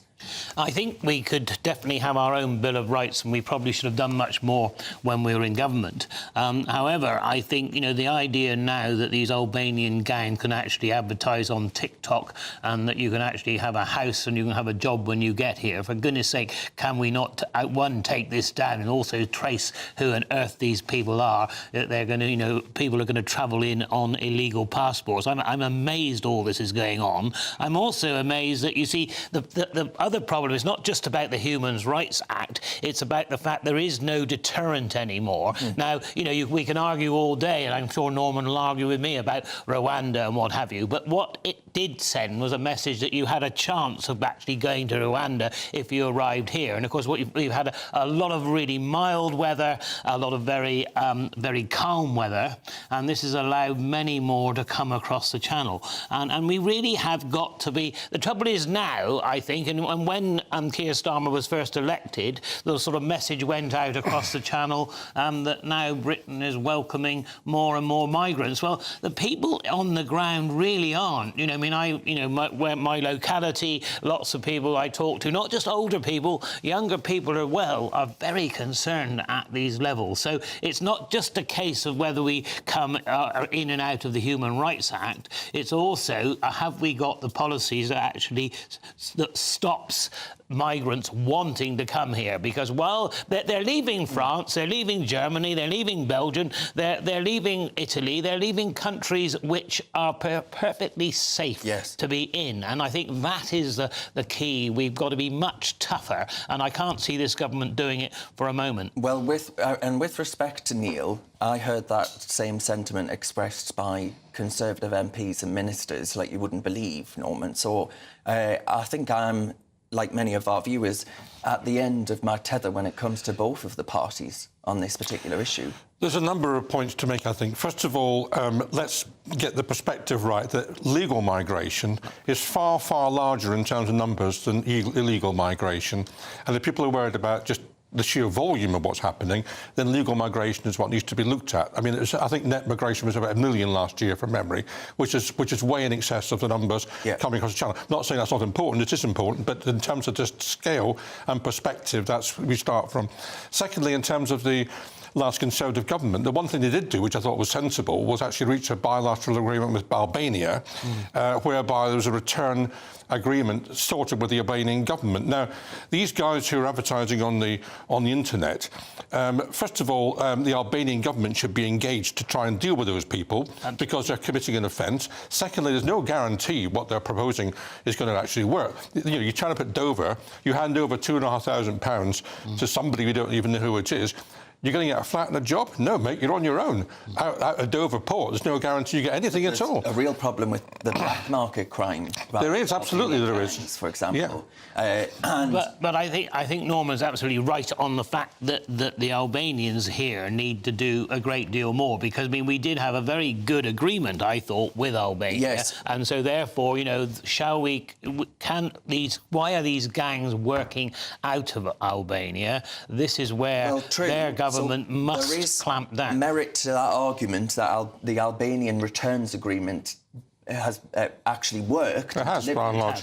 But you can't, for example, though, Norman, can you, make a deal with the Taliban on a returns agreement, etc. So all these other nations around the world were snookered when it comes to them. Yeah, there is a point about our dealings with European Union countries, because there was an agreement. It wasn't very well used, I have to say, but there was an agreement before.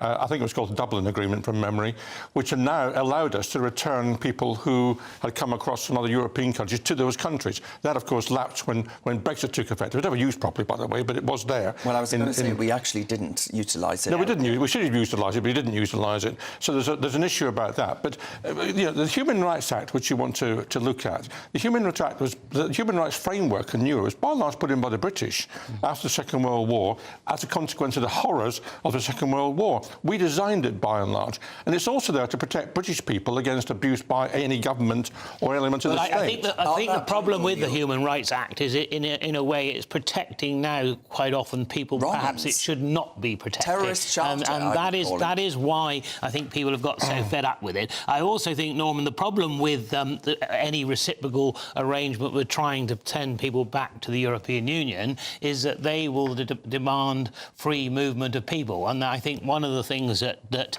people voted for in Brexit was not to have free movement of people. I think that we will also have to make sure, and I hope that these training schemes and others of training our own people into work will help, because that's the other problem. You see, while there's a lack of people to be able to go into social care of our own workers, you will automatically get more migration. So in order to stop that happening, we've got to fill those places with our own people. That's key to it. Norman has a question for you. I'm no legal eagle, but if the Human Rights Act is giving lawbreakers the upper hand, then surely we should be able to dump it if it wasn't drawn up to originally benefit lawbreakers breaking in illegally. I doubt Churchill envisioned that, did he? No, I'm sure he didn't. And of course, migration has increased massively across the world as a consequence of destabilised regimes and the ability to travel more, which didn't exist 50 years ago in the same way as it does now.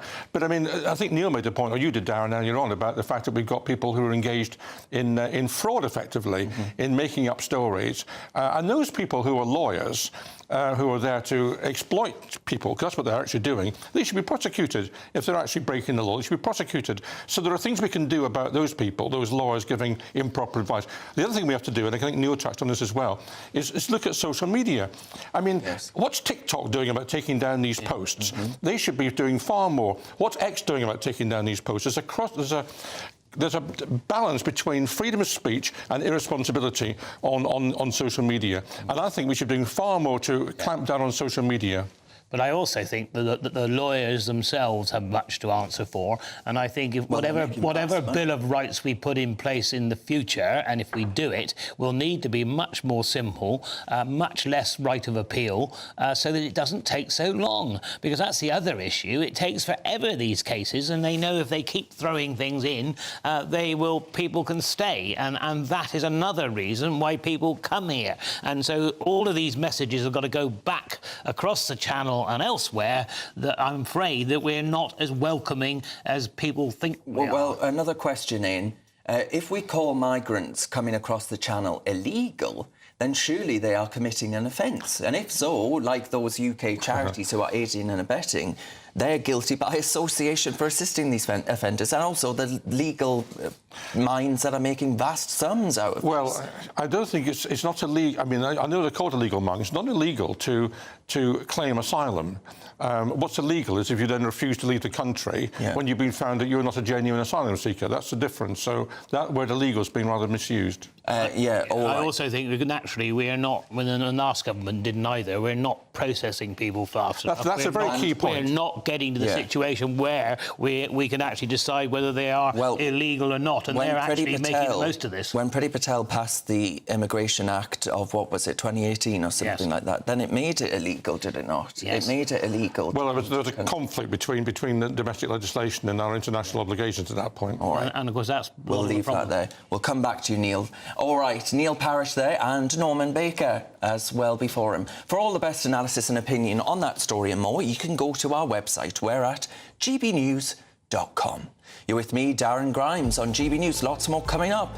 Nigel Farage has demanded an apology from Kemi Badenoch after she accused him of faking Reform membership stats, whilst he's also been singing Elon Musk's praises once again. Find out why after the break. You're with GB News, we're Britain's news channel.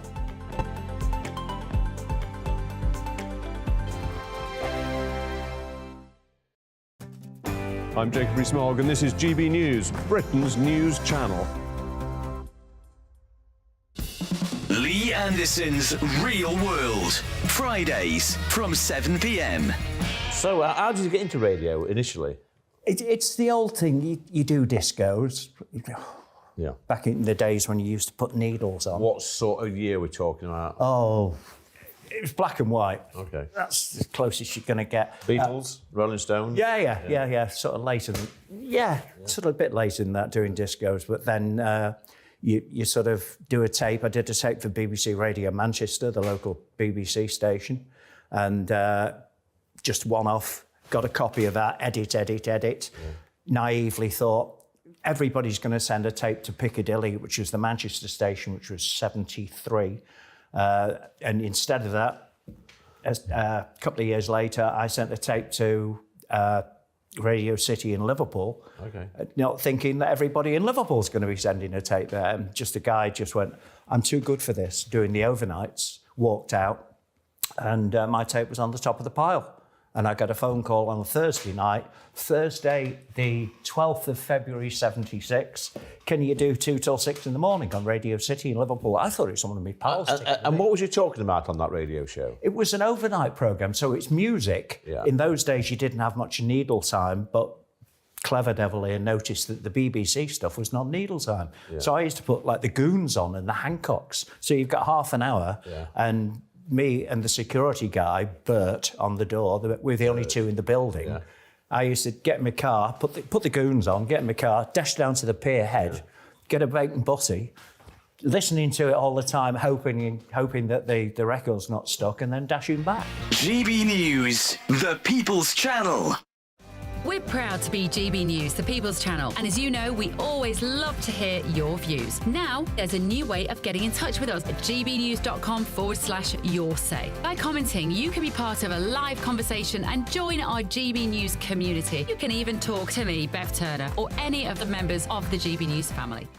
If you want your news to be straight talking, this is the nightmare for the Conservatives again. Down to earth. It's not just Nottingham where this is happening, is it? And most importantly, honest. Hard-working, middle-class taxpayers, they'll get their book thrown at them. They catch me, Martin Daubney, Monday to Friday, 3 till 6 p.m. on GB News, Britain's news channel. I'm Christopher Hope. From pop stars to politicians, I'll interview anybody in a pub who's got a political opinion. Join me every Friday on Spotify, Apple Podcasts, YouTube or gbnews.com, or wherever you get your podcasts.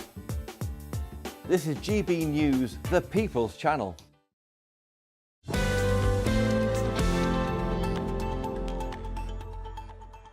Welcome back to The Weekend with me, Darren Grimes. Now, there's a lot of people asking, well, hang on a minute, John says, what about the human rights of the British people in their own country? And I think a lot of you share that very sentiment.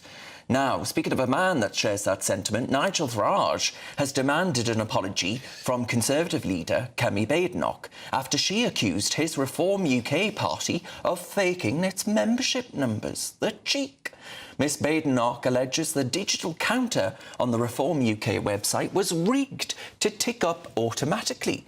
Now, as it now shows the party has more members than the Tories, is this what it was all about? Mr Farage has refused to rule out legal action as multiple investigations by UK media, some of them, it has to be said, that aren't exactly reform-friendly, have now seemed to verify the figures and the authenticity of them. Well, this comes as he's today, Farage that is, hailed Elon Musk an absolute hero figure, vowing he will help Reform win over younger voters ahead of the next election. Well, let's see what my panel make of this. Former Conservative MP Neil Parish and the former Lib Dem MP Norman Baker. Norman, I'll start with you. I mean, Kemi Badenoch has just given Nigel Farage a delightful Christmas PR campaign. That's precisely right. I mean, for Nigel, it's delightful that he's now being seen as an equal to the leader of the Conservative Party, getting equal airtime. It doesn't matter to him he's involved in a spat. And Kemi Badenoch, in my view, is rather unwise to have taken the line she's taken, not least of all because the figures actually are justified, as seems to be the case, and she scored an own goal. But the longer this goes on, the more it helps Nigel Farage.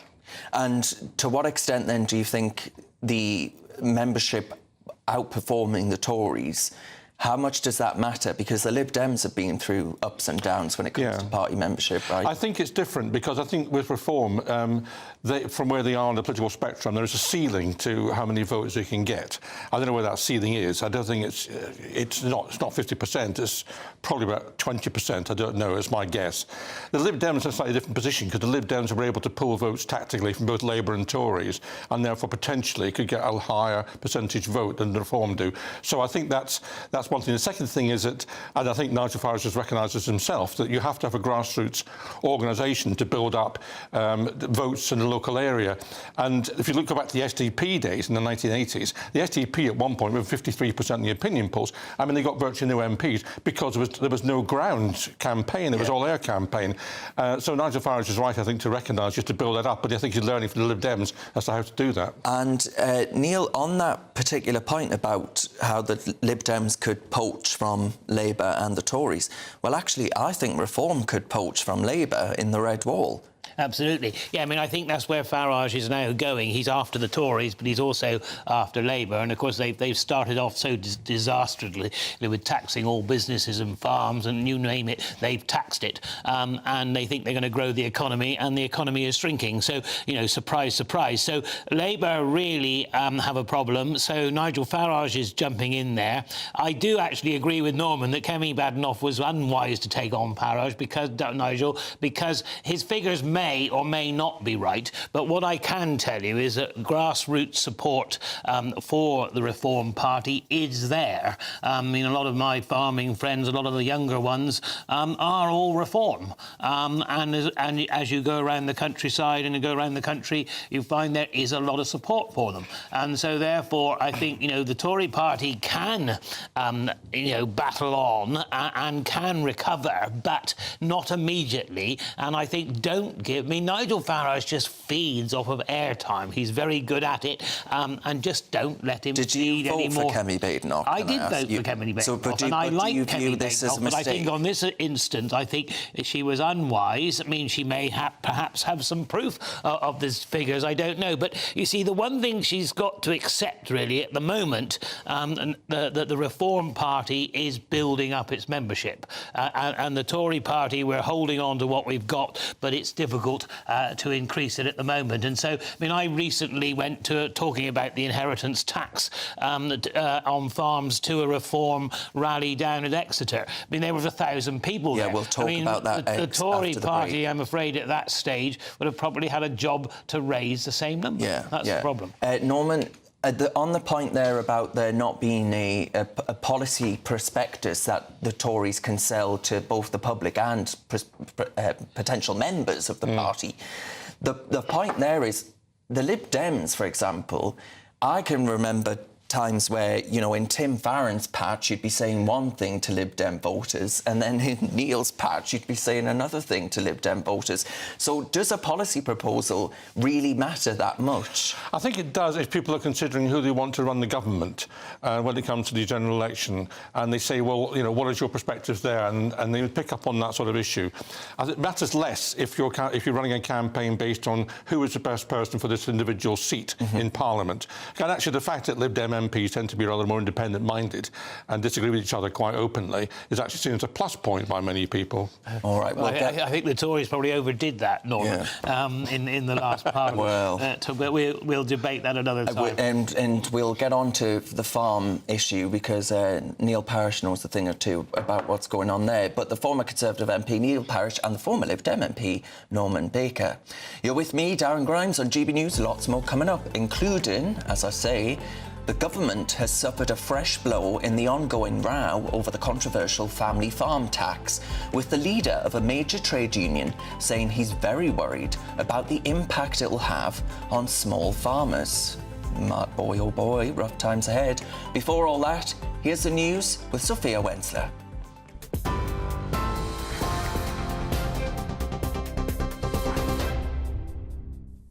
Darren, thank you. It's 1:31. These are your headlines. Russian President Vladimir Putin has apologised to the president of Azerbaijan for what the Kremlin has said was a tragic incident in Russian airspace involving the Azerbaijan Airlines plane that crashed in Kazakhstan on the 25th of December, killing 38 people. It comes after US media reported that America had intelligence indicating Russia may have believed the flight was a drone and engaged its air defences. The plane is thought to have come under fire from Russian air defence systems as it tried to land in Chechnya before being diverted across the Caspian Sea to Kazakhstan, where it crashed. Flights have been cancelled and delayed across the country as heavy fog affects visibility at UK airports, forcing air traffic restrictions. Some areas could see thick patches of fog reduce visibility down to just 100 metres today, according to the Met Office. Gatwick and Manchester, the second and third busiest airports in the country, are among those worst affected by the bad weather. Now, it's being reported that Sir Keir Starmer ordered Britain's key watchdogs to remove barriers to growth in a bid to kickstart Britain's economy. It's understood the Prime Minister has written to the UK's main watchdogs, asking them to come up with ideas for reform that could boost economic growth. He reportedly contacted the companies, including energy regulator Ofgem and water regulator Ofwat, on Christmas Eve. A woman has been charged with murdering a father of 6 on Christmas Day in Staffordshire. Police were called to a report of a man in cardiac arrest in Norton Keynes at about 3:25 a.m. on Wednesday. They said despite medical efforts, he died a short time later. 33-year-old Kirsty Carless has been charged with murdering 31-year-old Lewis Price. And GB News can confirm that 1,300 migrants have now crossed the English Channel since Christmas Day, as hundreds more made the journey today. It comes as the Home Office confirmed 305 arrived yesterday in 5 small boats. 407 made the illegal crossing on Boxing Day and 451 on Christmas Day. They take the total number who've arrived in the UK this year to 36,500. That's a 25% increase on last year's total. Those are the latest GB News headlines. More in half an hour. For the very latest GB News direct to your smartphone, sign up to News Alerts by scanning the QR code or go to gbnews.com/alerts.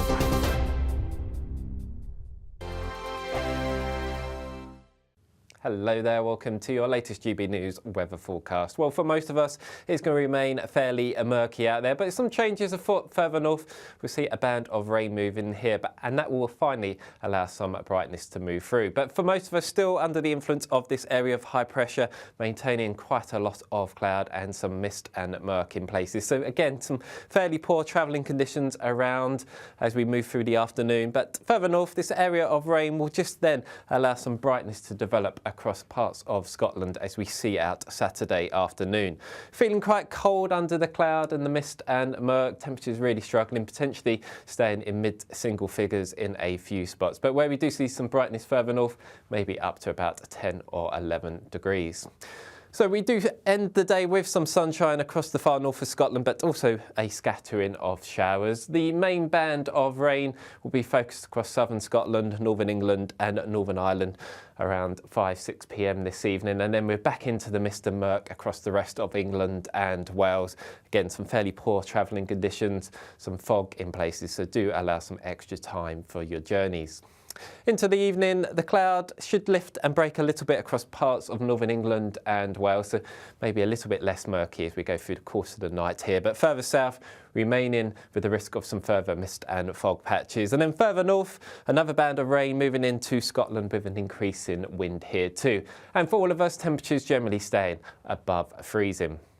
So again, a bit of a murky start across the south on Sunday, but I'm hoping that we should see more in the way of brightness as the day goes on. It might well take its time across the very far southeast, but even here we should start to lose the mist and murk. But for Scotland, a rather wet day here with some heavy rain and some strong winds in places. And for all of us, temperatures may be a little bit higher than they are today.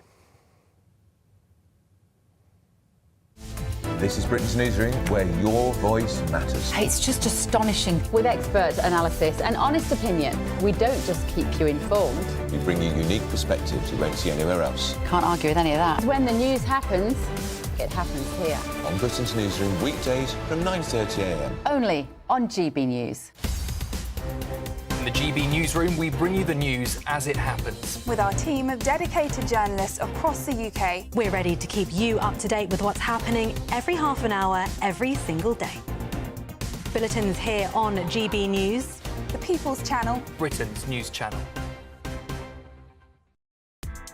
Join me, Nana Akwe, for an informative, interactive news programme with a difference. It's fun. No, he didn't say that, Dave. I'm so surprised. I think there's an element of truth to that. Join me from 3 p.m. every weekend, only on GB News, Britain's news channel.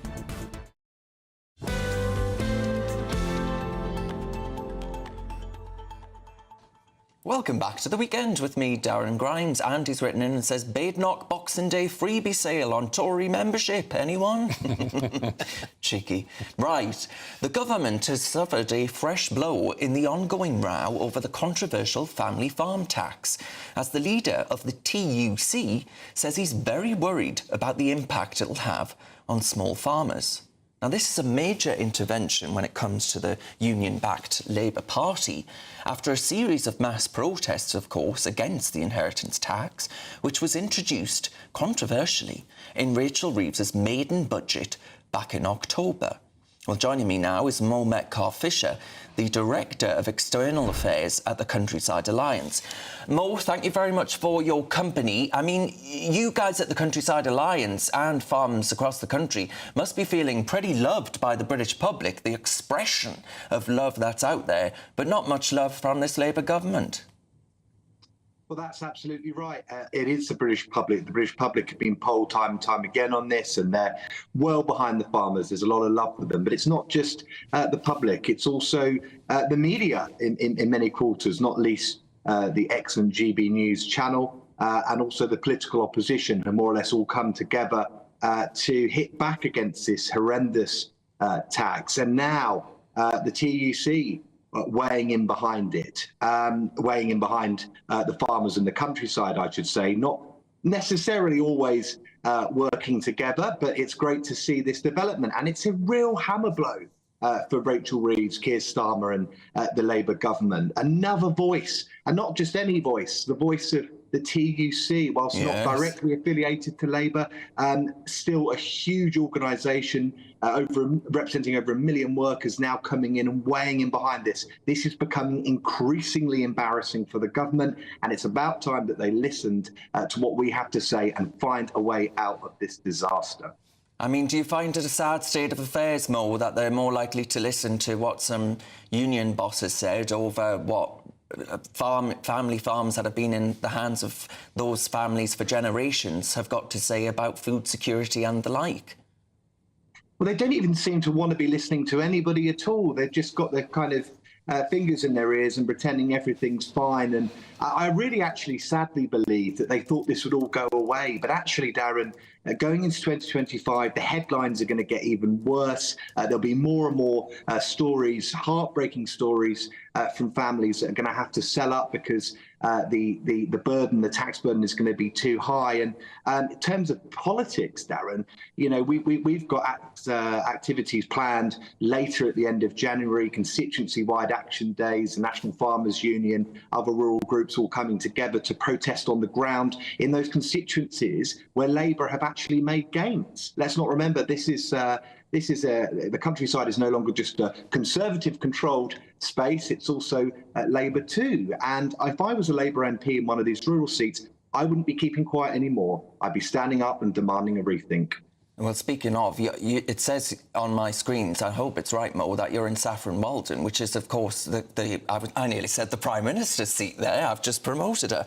The leader of the opposition seat. I mean, do you think the Tories are doing enough? Are they being loud enough at the minute? Yeah, I think that the opposition are just the opposition. They're not in government. They suffered a pretty big blow at the last election. They're regrouping. I think in terms of what the opposition could be doing for farming in the countryside, they're there. They used their opposition day debate to highlight the countryside and the family farm tax. It was sad to see very few Labour MPs put their heads above the parapet and vote against the family farm tax on that occasion. I'm not totally surprised they didn't. Rebelling against your own government or your own party, particularly as an early days MP, is a very difficult thing to do. But look, moving forward into 2025, the MPs in these seats, these Labour MPs, are going to have to seriously think, is it party or my constituency? And if they had sense, they'd back their farmers and they'd get behind them and against the Treasury on this. And all we're asking for is a rethink. Yes. We want to stop family farms from getting thrown under the bus, because right now that is what that policy is going to do, and they have been warned. Well, I mean, they say that they had a plan for the last 14 years on how to deal with all of these issues. I mean, honestly, the back of a fag package probably looks pretty scruffy right now, if you ask me, because this is all just a frightful mess. But Mo Metcalfe-Fisher, the Director of External Affairs at the Countryside Alliance, thank you very much for your company this afternoon. Let's see what my panel make of this. Former Conservative MP Neil Farage and the former Lib Dem MP Norman Baker. Neil, you've got something to say about farms. I know that for a fact. But, Norman, I can't remember what seat yours was. Lewis, the farming community. So, yeah. All right, fine. What are you hearing from former constituents then around this issue? Well, I think the government's lost the argument, to be perfectly frank, right across the patch. And it's, to be fair to my colleagues, Tim Farron and others in Lib Dems have been very strongly against this, as indeed the Conservatives have been in Parliament. And the reality is that the government is, forgive the pun, ploughing the wrong furrow. And they've really got hold of this very badly indeed. I understand there was no consultation with Labour MPs or anyone else for that matter before the decision was taken. There was no consultation with DEFRA ministers. I know that for a fact. These are teenagers in number 10, number 11 running the show without knowing what they're doing. And it's a catastrophe. It's a real own goal for the Labour Party. They've been a right mess of it. Absolutely. And then Tim Farron pointed out to his credit that actually, you can be a farmer with millions of pounds worth of assets, but it doesn't mean you're making millions of pounds. No, in fact, it's very difficult for farmers at the moment for all sorts of reasons, not least of all the weather. Neil, I mean, this has cross-party support. Yes. And it seems that it's only one party that struggles with it. Yes, and I think, can I echo Mo's thanks to GB News for covering the situation re the farm tax, because, you see, not only is it really for individual farmers, they are very, very worried. Some of them it will put out of business. Also, what it's also doing is it's stopping all investment, because what people are now doing, what do you do when you're under attack? And farmers feel that they're under attack now by a government that is completely off-piece, because it never put it in its manifesto. It came, 3 days before it happened, the NFU National Farmers Union were being advised that it wasn't going going to happen, and all of a sudden it happened. It's not been thought through, and lots of farmers, like I said, I mean, I just describe this as inhumane, because what you've got, a lot of family farms out there who produce really good food. They also look after the countryside, and in order to do that, you need investment. And of course, what this will do will stop it. And I think farmers just don't know why. Because I mean, I do actually think they've almost been politically targeted, almost as though the Labour Party wanted somebody to have a go at. They've had a go at hunting, so that's sort of a little bit off the agenda. Let's have a go at farmers. And of course, they talk about £1 million. You see, the return on £1 million of capital in a farm is about £10,000. If you make 15, you're doing really well. So how on earth can you pay £200,000 on every million? It doesn't make a very big farm to get 3 or 4 million. And why on earth they brought it in, at £1 million? Why they don't look at it again? I can't understand. I mean, it's great that we actually have got the leader of the Trade Union Congress actually on farmers' side, because Labour Party might listen to them. But Keir Starmer, I just don't understand, and the Chancellor, I just don't understand where they think they're going, because they're taking the private sector on, they're taxing it, not only farms, small businesses, national insurance, take 25 billion out of the economy, and then they want growth. The one thing this budget's not going to do is produce growth. The economy's already shrinking, and the farmers will help do that, you unfortunately. don't know where Sir Keir Starmer's going. I think, Neil, the problem is neither does Sir Keir Starmer. I think there is a problem. We'll leave that there. Thank you very much to Norman Baker and to Neil Parish there. Now, my friends, if you're in search for some winter sun, I certainly am, here's the forecast for some of the top European holiday destinations. I forecast a perfect holiday in the sun. Weather looking good then? For sure, and no worries about our travel insurance. All Clear Travel Insurance sponsors GB News Travel Destinations forecast. There's a lot of fine weather to come across many of the usual holiday hotspots in southern Europe through the next few days. A different story across the southeast of Europe, though. Here's Storm Elena bringing some heavy rain, strong winds across parts of Greece into Cyprus and into Turkey as well. Elsewhere, though, like I said, lots of dry weather on offer, and with that, lots of sunshine too. So not looking too bad at all if you're heading across many parts of southern Europe through the next couple of days. Bye-bye. All Clear Travel Insurance sponsors GB News Travel Destinations forecast. Well, you're with me, Darren Grimes, on GB News. Lots more coming up on the show, including what's going on with the weather. I haven't got the foggiest clue. I'll be getting some answers from a meteorologist after this. All of that and more to come. You're with GB News, we're Britain's news channel.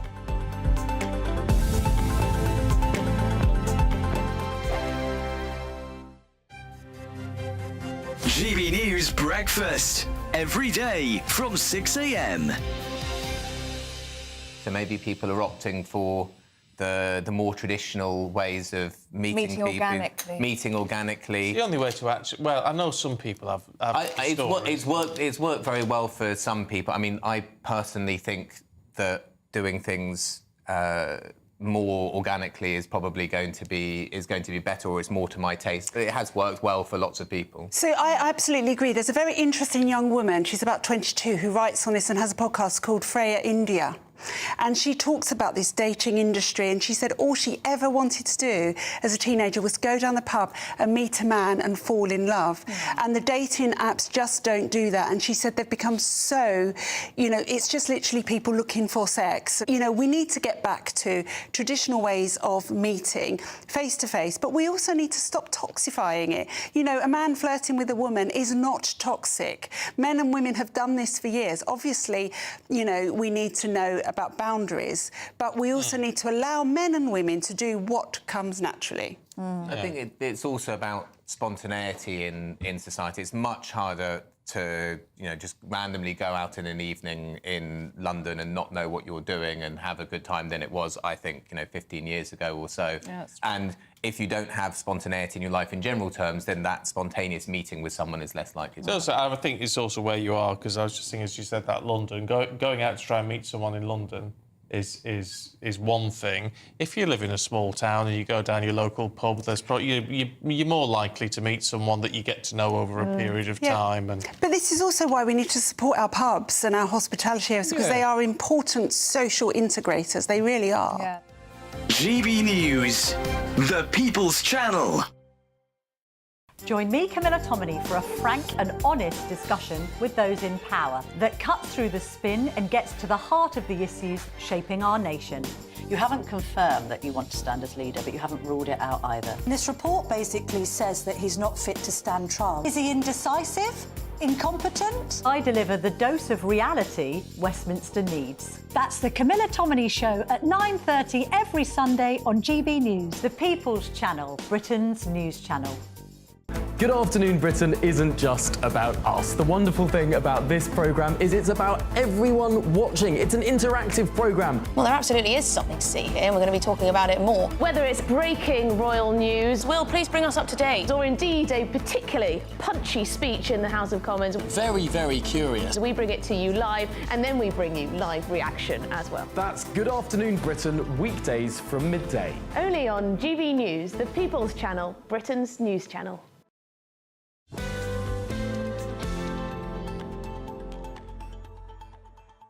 Welcome back to The Weekend with me, Darren Grimes. Now, hundreds of flights have been cancelled and delayed as thick fog has caused travel chaos at the country's busiest airports. Gatwick and Manchester Airport are among those that saw cancellations, with flights to destinations such as Dublin and Munich seeing delays for over 4 hours. Further disruptions are expected as the Met Office predicts more heavy fog this weekend. Someone's just written in and said, I hope it's not Jim Dale coming up. It's not Jim. It's not Jim. Joining me is the Director and Meteorologist at Weather Trending, John Hammond. John, thank you very much for your company. Now, what's going on here? Because we've had people coming on this channel this morning, for example, with you can't see anything in the background. Mm-hmm. Yeah, I mean, it's a sort of classic winter setup. There's certain atmospherics going on which cause this fog to happen in this sort of situation. The first thing we've got is absolutely no wind whatsoever, Darren. So there's nothing to shift this fog. Why is the fog formed? Well, we've got a lot of moist air near the ground. We've had a lot of rain recently, no wind, the air is saturated. And add to that, a lot of sort of pollutants, particulates in the atmosphere at the lowest levels. These provide condensation nuclei, if you like. That's what the fog forms around, these minute microscopic particles of pollution, etc. So that's the recipe we've got for the fog, which, as you say, is quite widespread, particularly across the more southern and central parts of England and Wales. It's built up over the last couple of days. And within that fog, it's pretty chilly, 2 or 3 degrees. Funnily enough, one of the reasons we've got this fog is that above this layer, we've got a lot of warmer air. When you've got warm air above cool air, the cool air can't escape. So the fog can't escape. There's no wind to clear it out the way. And not a lot is changing at the moment, which is why we've still got those delays, disruption at airports, for example. Now, over the next 12 to 18 hours, we are expecting the weather to start to change. The wind will begin to pick up, and that's going to help to stir the atmosphere up. And eventually later on today, and particularly into tomorrow, Darren, I think the fog hazard will have gone. And hopefully, if you've got plans for a flight or if you're waiting for friends and relatives to get on board a flight, hopefully the delays which we're encountering right now will be a thing of the past and the flights can get back to normal. But it's a slow old process because those flights are stacked, if you like. It's one flight after another. And normally the turnover of those flights is pretty frequent. You know, planes come in and out very frequently, but because of the low visibility, they're having to sort of stack these flights and delay them for several hours in some cases. But fingers crossed, Darren, the problem will soon be behind us. We'll replace the fog problem, by the way, by wind, rain, and eventually snow. That'll be the headline story. Yep. Well, I'll keep the fog. I'll keep the fog. Thank you very much. Fog will not be the problem. Rain, wind and snow will be. So watch this space. Oh, dear. John, you're the bearer of bad news. Sorry. Thank you very much. Merry Christmas, my friend. That's John Hammond there. Now, in my panellists are very brief words from each of you. I mean, have you noticed the fog? No, but there's none in Lewis, but there's clearly a lot everywhere else. Fog? Yeah, yes, got fog. I mean, 3 weeks ago we had a howling gale up the Bristol Channel, blew some of my roofs off. Now we've got absolutely dead calm. Well, and this is what the weather seems to do. It seems to do extremes of everything all the time. But it was a hangover. So we'll see more of that. It wasn't the fog, it was the fog in your head. Weather with Craig. No.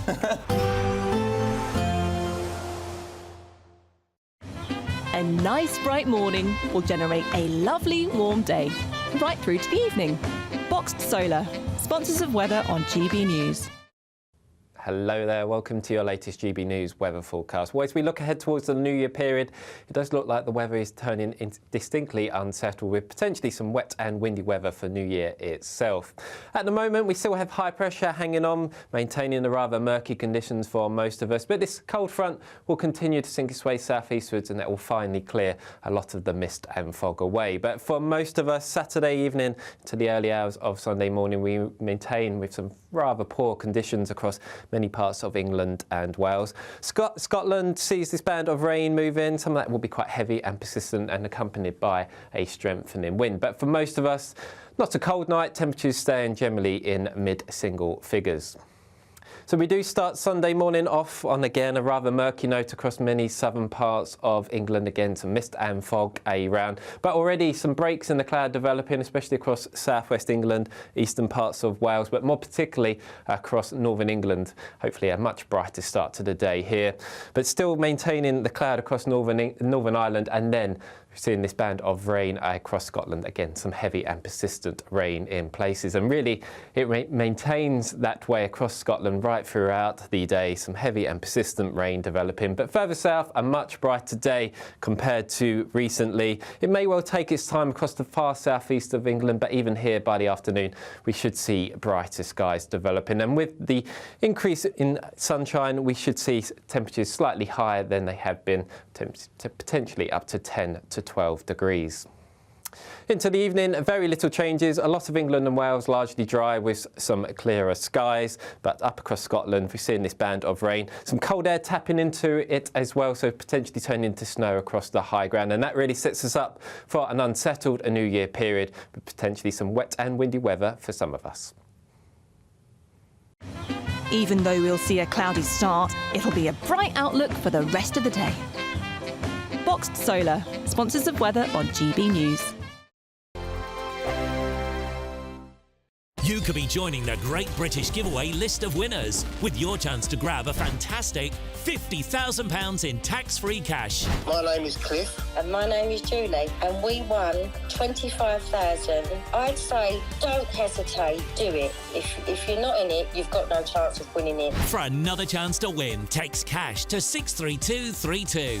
One entry costs £2 plus one standard network rate message, or text bonus to 63232. 5 entries cost £5 plus one standard network rate message. Go to gbnews.com/win. Entries start from just £2. You can call 0903 681 3232. Calls cost £2 plus your network access charge. Or post your name and number to GB10 PO Box 8690 Derby DE1 9TT. UK only. Entrance must be 18 or over. Lines close at 6 p.m. on the 31st of January. Please check the closing time if listening or watching on demand. Good luck. This is GB News, Britain's news channel. Our next guest has a rather unique career story. She was working at a pub aged 18, and Holly Farmer was spotted by a modelling scout, and it turned out to be her lucky day. Scott Yoss Clark sent this message to Holly. Holly, 18, 5'10", she does not belong in a pub. And I absolutely love that, Holly, because it's a bit like Dirty Dancing, where it's like, you can't put baby in the corner. Holly does not belong in a pub. You belong on the catwalk. What was that moment like for you when you were scouted by yours? It was crazy. I have to say I wasn't expecting it, to be honest. Like, I was just on my lunch break. I was working at a pub, so...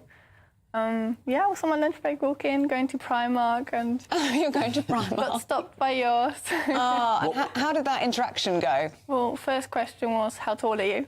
So, 5'10". Very much that. Yeah. Then he gave me his card and asked, explained everything. That he's a model scout, obviously. Yeah, because generally when I scout, especially when I get close to that person, I tend to look in their eyes. And when you see something there, it's like everything works on the face, and then the eyes gives you away. Well, you've spotted a gem in Holly. I mean, you can tell even when you walked in, you are built to be a model. I did my first fashion week here in London and then went to Paris, and it was really fun. Wow. Now it's my full-time job. It's a bit crazy, to be honest. Wow. To be able to say that modelling is my full-time job now. Some brands will ask you to be a bit more serious, and then others not. So it depends on the client's request as well. Ellie, give us your best model face. Ready? 3. I wonder if we can come back. 3, 2, 1. Very nice. High fashion. Yeah. But you guys do all contorted moves, don't you? Yeah. Like all this high fashion. Do yours? I'm just permanently living in model You actually model are, world. though. He actually this does. is it. GB News, the People's Channel.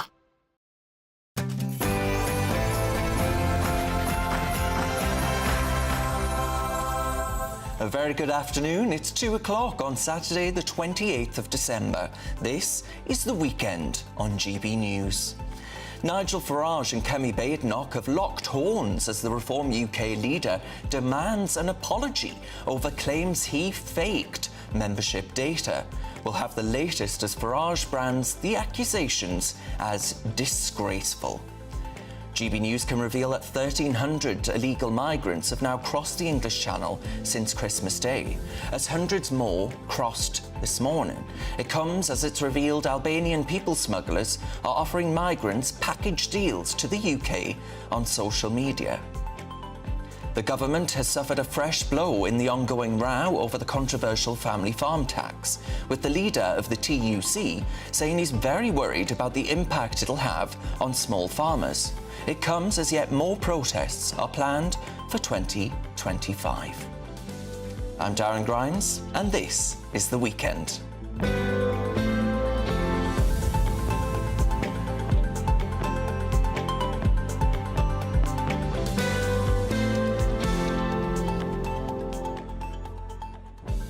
Now, this show is nothing without you and your views. Let me know your thoughts on all of the stories we'll be discussing today by visiting gbnews.com/your-say and join the conversation there, rowdy as ever. Keeping me company this hour is the former Labour official Halima Khan and writer and political commentator Benedict Spence. But before we get stuck into today's stories, here's the news with Sophia Wensler.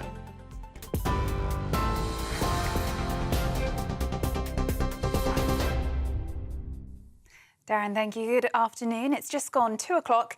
These are your headlines. Russian President Vladimir Putin has apologised to the president of Azerbaijan for what the Kremlin said was a tragic incident in Russian airspace involving the Azerbaijan Airlines plane that crashed in Kazakhstan on the 25th of December, killing 38 people. It comes after US media reported that America had intelligence indicating Russia may have believed the flight was a drone and engaged its air defences. The plane is thought to have come under fire from Russian air defence systems as it tried to land in Chechnya before being diverted across the Caspian Sea to Kazakhstan, where it crashed. Reform UK leader Nigel Farage has said Elon Musk will help Reform UK win over younger voters because he is an absolute hero figure to them. In an interview with The Telegraph, Mr Farage said Mr Musk was a huge help in connecting young people with the party. Discussing rumours of a large donation to Reform, he said the tech mogul would give a reasonably sized amount, but added that it would need to be legal and above board. It comes after Nigel Farage is demanding an apology from Kemi Badenoch after a row in which she claimed that Reform UK faked its membership numbers. The Tory leader accused Mr Farage of fakery after Reform's online member tally overtook the last known number of registered Tory members. In other news, flights have been cancelled and delayed across the country as heavy fog affects visibility at UK airports, forcing air traffic restrictions. Some areas could see thick patches of fog reduce visibility down to just 100 metres today. That's according to the Met Office. Gatwick and Manchester, the second and third busiest airports in the country, are among those worst affected by the bad weather. Earlier, independent travel correspondent Simon Calder told GB News people must check before they travel. We saw over 150 cancellations yesterday. 48 from Gatwick, to and from Gatwick, 42 at London City Airport, 40 at London Heathrow, plus some at Manchester, Luton and other airports. And on top of that, I'm afraid Saturday hasn't begun brilliantly. British Airways has cancelled 18 flights so far to and from Heathrow, another 4 at Gatwick, and there's cancellations also at London City. So if you are flying today, good luck. Now, it's being reported that Sir Keir Starmer ordered Britain's key watchdogs to remove barriers to growth in a bid to kickstart Britain's economy. It's understood the Prime Minister has written to the UK's main watchdogs, asking them to come up with ideas for reform that could boost economic growth. He reportedly contacted the companies, including energy regulator Ofgem and water regulator Ofwat, on Christmas Eve. A woman has been charged with murdering a father of 6 on Christmas Day in Staffordshire. Police were called to a report of a man in cardiac arrest in Norton Keynes at about 3:25 a.m. on Wednesday. They said despite medical efforts, he died a short time later. 33-year-old Kirsty Carless has now been charged with murdering 31-year-old Lewis Price. GB News can confirm that 1,300 migrants have now crossed the English Channel since Christmas Day, as hundreds more made the crossing today. It comes as the Home Office confirmed 305 arrived yesterday in 5 small boats. 407 made the illegal crossing on Boxing Day and 451 on Christmas Day. They take the total number who've arrived in the UK this year to 36,500. That's a 25% increase on last year's total. And US President-elect Donald Trump has made a last-minute plea to get the Supreme Court to delay an upcoming nationwide TikTok ban while he works on a political solution. Congress had passed a law earlier this year banning the popular video-sharing app as of January 19th if it is not sold by its Chinese parent company, ByteDance, by then. US officials and lawmakers had accused ByteDance of being linked to the Chinese government, which the firm has denied. Those are the latest GB News headlines. Now it's back to Darren. For the very latest GB News direct to your smartphone, sign up to News Alerts by scanning the QR code or go to gbnews.com/alerts.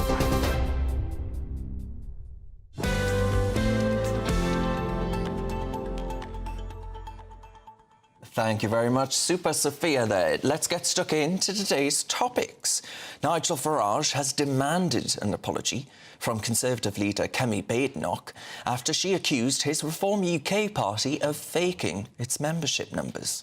Ms Badenoch alleges that the digital counter on the Reform UK website was actually rigged to tick up automatically, as it now shows, of course, that the party has more members than the Tories. Mr Farage has refused to rule out legal action after this claim, as multiple investigations by UK media sources, some of them pretty hostile to reform, have now seemed to verify the figures. Now, this comes as he today hailed Elon Musk an absolute hero figure, vowing he will help reform win over young voters ahead of the next election. Well, let's see what my panel make of this. The former Labour Party official, Halima Khan, and the writer and political commentator, Benedict Spence. Halima, can I start with you? To what extent do you think that this is just doing a marvellous free PR job for Nigel Farage? Well, I think that, to be honest, the dispute between Kemi and Farage is just smokescreen. What they're really disputing for is actually just other investors that would invest in a political party. For example, with the fact that Farage's party has grown bigger than the Conservative Party, that's a signal to investors and foreign investors to go and invest in the party as a viable investment. Where we're seeing the conversations about Elon Musk investing in the party, it's quite a clear smoke signal that what the spat is about is more about whether or not other people will be less interested in invest in the Conservative Party now that Farage has had so much success. I think the fact that they're both squabbling when they're supposed to be in opposition to Keir Starmer, where they're spending more time attacking each other than the government, is quite a shame, actually, to be honest. Benedict, I don't know about you, but I've been quite impressed by the fact of the matter is, right, they've got 5 MPs, yet the level of opposition that they've been providing as far as Rupert Lowe's inundation of questions and things like that has been quite impressive for the size of the rump of the political party. Yeah, I mean, they're able to, I think, cut through quite a lot. In many ways, because they're such a small party, there's far more attention placed on the individuals. It's far easier, I suppose, to identify the 5 if that's only what you're going on. I mean, the reality is Nigel Farage is sort of talking up the idea of potentially being the real opposition, which, of course, numerically they're not. But in terms of trajectory, it's very impressive what they've managed to achieve in a relatively short space of time. And, of course, they came second in 100-odd seats of the last general election and are sort of within touching distance of Labour and the Conservatives in great swathes of the country. The problem is they are still a very small and very vulnerable party. As much as we're talking up how well they're doing and potential investments from overseas and domestically and the number of members they have, they're still in a very sort of nascent period where it could all go horribly wrong. And the Conservatives are, you know, whether or not they're in a bit of a crisis mode, they are still historically one of the oldest and most successful political parties in the world. There is a lot of vested interest in the survival of that party, no matter how well Reform are doing. But do you not think they might have said that about the Liberal Party at one point? Once upon a time, yes. But the Conservatives, of course, outlasted the Liberal Party. Yeah. They, you know, that's who they were going up against. This is sort of intergenerational we're talking about here. The problem is neither of these parties can actually survive and succeed whilst the other one is alive. And that's the key thing here, is that Farage, he does need the Tory party to die if he's going to be the true opposition, and vice versa. There isn't going to be a coalition on the right. You know, I think, quite apart from the fact that Reform exists because people are irritated with the Tories and they would see that as a betrayal of Nigel Farage then did a deal, there are people within the Conservative Party who would rather lose a general election than see Nigel Farage in government. So you're going to see a lot of this kind of sniping at each other, a lot of the sort of the backstabbing. And the key thing about all of this is, I think it shows that Kemi is actually quite a weak leader. She took the bait in, you know, this was a cheap stunt that was done, and she took the bait in saying, it's not true, it's fraud, whatever, without having evidence to back it up. So she's now in a situation where either she's going to apologise or she's going to be made to apologise. Either way, 7 weeks in, the leader of the Conservative Party having to kowtow to the leader of Reform, that's an incredibly embarrassing situation. I mean, Halima, I can't see her apologising, to be honest, can you? Well, I don't. Again, going back to the point that I made earlier, I don't think that they will. I don't think Kemi Badenoch is going to apologise. I think Nigel Farage and Kemi Badenoch's relationship is quite peculiar and interesting because both of them built a career just talking about immigration and one thing only, just immigration. Beyond that, what are their policies? What do they actually stand for? They don't really have. But do you think in the Red Wall, though, that it's not just the Tories, right? Labour ought to be a bit conscious of reform as well? Absolutely. I think Labour are terrified at the moment because, you know, it's no secret that they're a minority government. I think that the fact that only half the UK population voted in the last general election is a clear signal that there is an appetite in the general public for something new, that they've just completely feel betrayed by the duopoly of the Tory Labour, that they are looking for something that's completely new, and I think they would be looking towards Reform as being that new. I mean, that's interesting from a former Labourer. Yeah, in many ways, actually, the lack of policies is helping Reform right now because it means there's less to scrutinise them on. And well, actually, it's not helping Kemi. She ain't got any either. But that's because they are the party that left everything in such a bad situation. True. Everything that Labour comes out with and people go, the Labour's not doing very well on this or we dislike their policy, Labour can turn around and go, well, show us your track record. Wasn't it magnificent? Whereas Reform, in many ways, actually, at the last general election, Labour weren't held quite to the same degree of scrutiny as the Tories were by much of the mainstream press. Because it was easy and fun to go after the Tories because they were rubbish. And everybody assumed that Labour were going to get in. So no journalist really wanted to burn their bridges with Labour Party insiders before they even got in. But now, of course, that they are in and we have all the stories about Lord Ali and all that sort of stuff, suddenly people are starting to pay attention. And it's going to be a very elongated process. It's going to be 5 years of this. Meanwhile, Reform have just got to sit there and go, well, we're not Labour and we're not the Tories. And people will go, well, that sounds refreshing. Actually, I quite like that. And they can take the time to slowly build up up policies by also looking at what Labour try and what doesn't work. Well, Leakey has commented on our Your Say, Helena, and says Reform have taken 4 council seats from Labour. The Conservatives have actually taken 18. So are we overblowing the whole Reform saga, I guess, the impact of Reform? I think, you know, the people that have been voting Reform aren't so much in tune with local politics anyways. You know, I come from a background who I was very an apathetic voter. I voted in general elections, not so much local elections. So I think that there is a lack of political education generally across the board in this country. So I do think it statistically shows that less people vote in local elections than general elections anyways. So I think that that has helped Conservatives, because you have to be really aware of local elections to go out and vote. You're not nationally informed like a general election. What's your opinion on Elon Musk?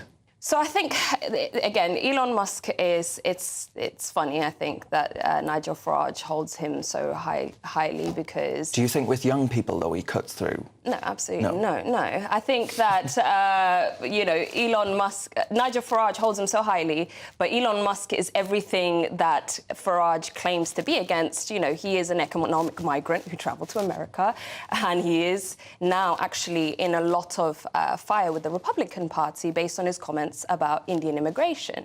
He also has a transgender daughter. So these are all things that Nigel Farage says that he's diametrically opposed, but he likes the money that Elon Musk has to offer. Well, and I think if Nigel were here, he would say, well, hang on a minute, I'm not against, you know, those with skills that were coming here. Yeah. A few years ago, he was arguing that we should take in Syrians, remember, during the 2015 election. Yeah, his position on migration can be very fluid, and that's a useful thing when you're a politician, to be able to dovetail and for people to not necessarily be able to hold you to account for it. But this is something, certainly in America, we, as you point out, we're seeing now with the Republican Party, haven't even actually got into power yet. Yes. They're already scrapping with each other. It's a problem that Reform will have down the line, which is that their ideology is, I don't think, very secure. It's simply a question of people are very discontented. But this is a problem that both Labour and the Tories have had as well. It's very difficult to nail down what people are. Are they sort of globalists? Are they pro-free market? Or actually are they quite sort of insular in their view of what the state should do, what it should provide? This is something that Reform will have to contend with later on. But when it comes to Elon Musk, he's somebody who, whatever you think of his politics, he gets things done. Yeah. He achieves. And in a country like this, where growth is sclerotic, where Yes. police don't turn up, where things don't work, people like the idea of a businessman who goes, I can just do things, and they happen. And on that point, you know, do you think the comparison between the United States under Trump and Musk, part of that administration, and the Labour government with, as you describe it, that anemic, sclerotic growth, that actually the comparisons between the two are going to get more fierce?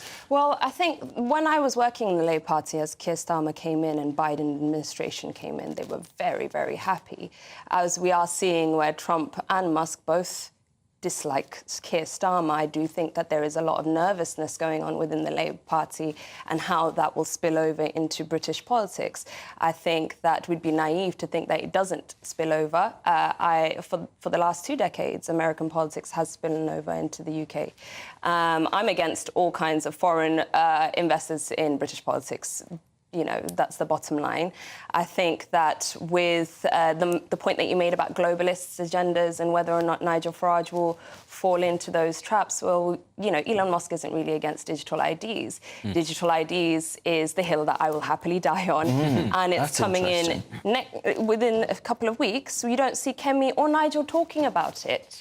So I think that that is the big test, whether there's going to be any kind of opposition to digital IDs coming in or not. It is sort of like digital IDs with a shrug of the shoulders are just coming. And this is also why I think it's curious as to why it is that so many people have such visceral reactions to Elon Musk in this country. Elon Musk, I don't think, is quite as ideologically set as many people think. And I think he's at the forefront of this because he was the person that decided, right, I'm going to help get this man elected because he's going to be good for business. But we forget, actually, that Mark Zuckerberg has also made a rather interesting shift to the right, as has Jeff Bezos. Yes. You know, this is not a one-off kind of thing. It is a direction that many people in Silicon Valley are travelling. And partly it's for ideology, of course it is, but partly it's also because they think, right, what party is going to suit us best to actually match our goals? And talking about, you know, what the future of the world is going to be, sort of more atomized societies, much more online. I mean, for heaven's sake, these are people who view AI basically as the future of everything and space exploration as the future of humanity. Of course, they're going to be thinking far more broadly beyond ideas about, you know, potholes or things like these. That's the other thing, actually, about the subject of Musk and Trump and the visas in the US, the highly skilled visas. Many people in Silicon Valley actually look at this as a bit of a misnomer because they think that a lot of these jobs aren't going to exist in the next 5 years anyway. They don't see what the fuss is because they think that the very technology that they're going to be bringing these people into work on is going to put those people out of a job. Now, think about that, the disconnect that that must have with middle America, with the Rust Belt, with the sort of, you know, the J.D. Vance sort of background. Yes. How that's going to impact. And we haven't even begun to have that conversation in this country because we don't have that kind of industry, because we don't have any growth. So, I mean, the idea of reform and Musk and forming that axis, is your concern that actually this foreign intervention, as you put it, would actually mean that actually the British public are the ones that are forgotten about in that equation? Absolutely, and I think that's what's been happening for decades now, since the first time Blair came in. Not just in reform? No, this is across the board with, you know, even how Boris handled the pandemic and Brexit. I think British people have generally been put on the back foot, depending on, you know, who's investing on which politician. You know, we are obviously going to be put on the back foot if their investors are foreign. So I think that, you know, one of the biggest concerns that align with the British farmers is actually whether or not our food is going to come in from America. So having American investors in British politics will only fast-track things that British people are very concerned with. Yeah, I mean, a lot of people did notice that Bill Gates was at number 10. I keep seeing that on my feed. yeah, they did, and this would be a mistake, I'm afraid. Nigel Farage, very pro-free market. Lots of people in his party are. You can't necessarily go against what the voters want, and a lot of people are increasingly anti-free market. That's true. This is something they need to square. Well, I mean, they say the same thing about the MAGA movement, you know, and look at that now.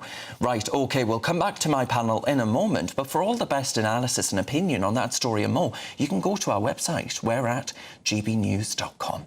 You're with me, Darren Grimes, on GB News. Lots more coming up, including this. A GB News exclusive can reveal that the shocking number of small boat crossings since Christmas Day, well, goodness gracious me, it's on the up. As a separate report shows that people smugglers advertising package deals are on TikTok. Find out more after the break. You're with GB News, we're Britain's news channel.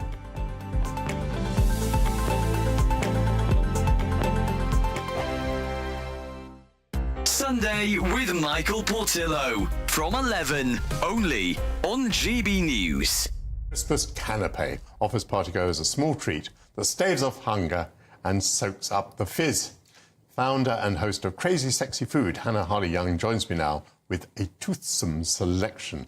Lovely to see you, Hannah. You too. Origin of the word canape? Yes, French. Sort of from the, from sort of the 1800s. It means sofa. So it's sort of playing on the analogy of someone sitting or lying on a sofa. It is about the garnish, traditionally sitting on a piece of stale bread or pastry. Obviously, it's evolved over the years. I don't have any stale bread for you, don't worry. But the idea is that it's something sort of garnish, something exciting sitting on a vehicle that you can put in your mouth in 1 or 2 bites. It's obviously post-war. What is it? Is it 60s or 70s? How long have we been eating these things?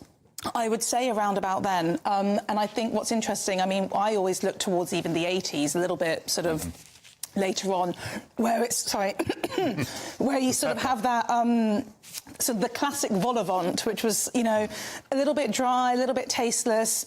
And I think that's why I've brought a real selection for you to show you how far we've come. Another traditional one, obviously, being your pigs in blankets. I'm going to hold off for a second before I choke. Another thing that I have to say about canapes, there are a few little tips that I must give people super quickly. Make sure they're small. 1 or 2 bites. When you're at a party, you're standing, you've got a glass in one hand, then you need to hold it. There. OK, I would have preferred a glass of wine, but, you know, I can't stand these canapes where I have to put the glass down in order to eat the food. I want to do it all at once. I couldn't agree more. You should never eat more than you can lift. Exactly. GB News, the People's Channel. Every Saturday, 10 till 12, we'll bring you all of the news that you need to know. We'll also remind you that there is so much to smile about. It's my favourite time of the week. I get to relax, enjoy some light-hearted stories, and let Ellie teach me about fashion too. That's Saturday Morning Live, every Saturday, 10 till 12. Only on GB News, Britain's news channel. This is Britain's Newsroom, where your voice matters. It's just astonishing. With expert analysis and honest opinion, we don't just keep you informed. We bring you unique perspectives you won't see anywhere else. Can't argue with any of that. When the news happens, it happens here. On Britain's Newsroom, weekdays from 9:30 a.m. Only on GB News. If you want your news to be straight talking... This is a nightmare for the Conservatives again. Down to earth. It's not just Nottingham where this is happening, is it? And most importantly, honest. Hard-working, middle-class taxpayers, they'll get their book thrown at them. Then catch me, Martin Daubney, Monday to Friday, 3 till 6 p.m. on GB News, Britain's news channel.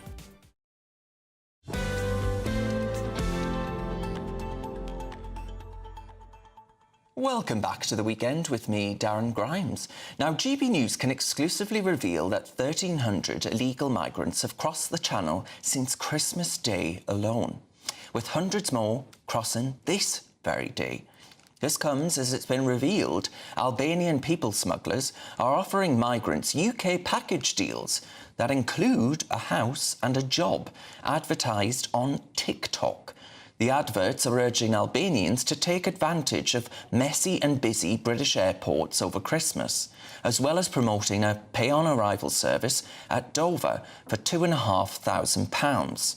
Well, let's see what my panel make of this. The former Labour official Lee McCann and the writer and political commentator Benedict Spence. Benedict, this idea of... Earlier in the show, we had Matthew Stadlin on arguing that fact of the matter is these are vulnerable people who have absolutely nothing. Well, if you've got $2,500 to spend on from Albania, well, you strike me as you've got something. It's not nothing. I mean, if you were in the UK already, Labour would tax you for that. Well, They that's would consider true. you to be incredibly well off. This is just one of those unrunning stories, though, actually, about Albanian people smugglers and the liberty with which they're able to operate, because, of course, they're not just smuggling gangs. These, this is the mafia. This is international crime. It's drugs. It's arms. It's all sorts. It's massive, and it's not something that you can just smash because you deploy a couple of extra officers to Dover and you rename the thing. This will require far more concerted efforts if what you want to do is break up the rings that way. If you want to stop people, though, if you want to stop the demand, the quickest way is just to deport them. And we did used to deport a lot more people. Under Labour, under Tony Blair, we used to deport a lot more people. The laws have not changed, simply the interpretation has. And frankly, I think the strength of the government, the Conservatives were incredibly weak. But, this is just, it's an on-running theme. We're not really seeming to get a handle on it. I mean, this morning all the front pages had, that headline. Well, actually, didn't have it on the front pages. The Sun had a tiny little box saying 150,000 people have now crossed the Channel illegally, under a massive spread about Manchester United not giving a lot of money away to charity. And you think, this is something we have spoken about for 6 years now in this country, almost every day. Nobody wanted to talk about it. None of the front pages, apart from that tiny little box, 35 words, discussed it, that we've hit this milestone. It just doesn't feel as if it's going to be solved. And again, we can blame, they put the adverts on TikTok, on social media, aren't they clever, aren't they nefarious? None of this is going to stop unless you address the core problem, and that is that the people can come here and they don't leave in the numbers that they need to. And just to go back to what we were talking about earlier, the entirety of the point about the spat that's going on in the Republican Party right now is about immigration. Very quickly, in this country, we are going to face a situation, which we're already at, where people who are in the top bracket of income tax, the highly educated, the entrepreneurs, they're already leaving for places like the Gulf. They're already leaving for Australia and Canada in the case of the medics. A lot of them are also leaving for the United States. If the US makes it even easier for people from the UK who already speak English, have a shared culture, and are massively underpaid, if it makes it even easier for those people to go over there, it's going to be crippling for this country because we're going to lose even more of that top tax take, and we're going to replace them with people who are massively underpaid, frankly undereducated, who are now increasingly a net drain on our resources. This is just it's a terrible approach that we've got. Fiasco. Would you share those sentiments? Well, I think that, when we're talking about the TikTok stuff, right, what's bizarre is that Keir Starmer's government is, one of the most policing parties. I would say that Keir Starmer is like a super cop. The fact that over the summer we saw so many people getting arrested for posting Facebook statuses, journalists being arrested under the Terrorism Act and all of that. The fact that these people smugglers are posting adverts on TikTok and nothing's happening is a big question mark, because you'd think that they would go run to the organisers immediately. We haven't seen people smugglers' doors being kicked in under the Terrorism Act. These things aren't happening. So for me, as you quite rightly said, it's been a conversation for the last 6 years. Earlier this year, the UK government pledged 1.6 million for technology on drones and surveilling of number plates. But what we're seeing is mass surveillance of UK drivers actually now, where AI cameras are being put on our roads.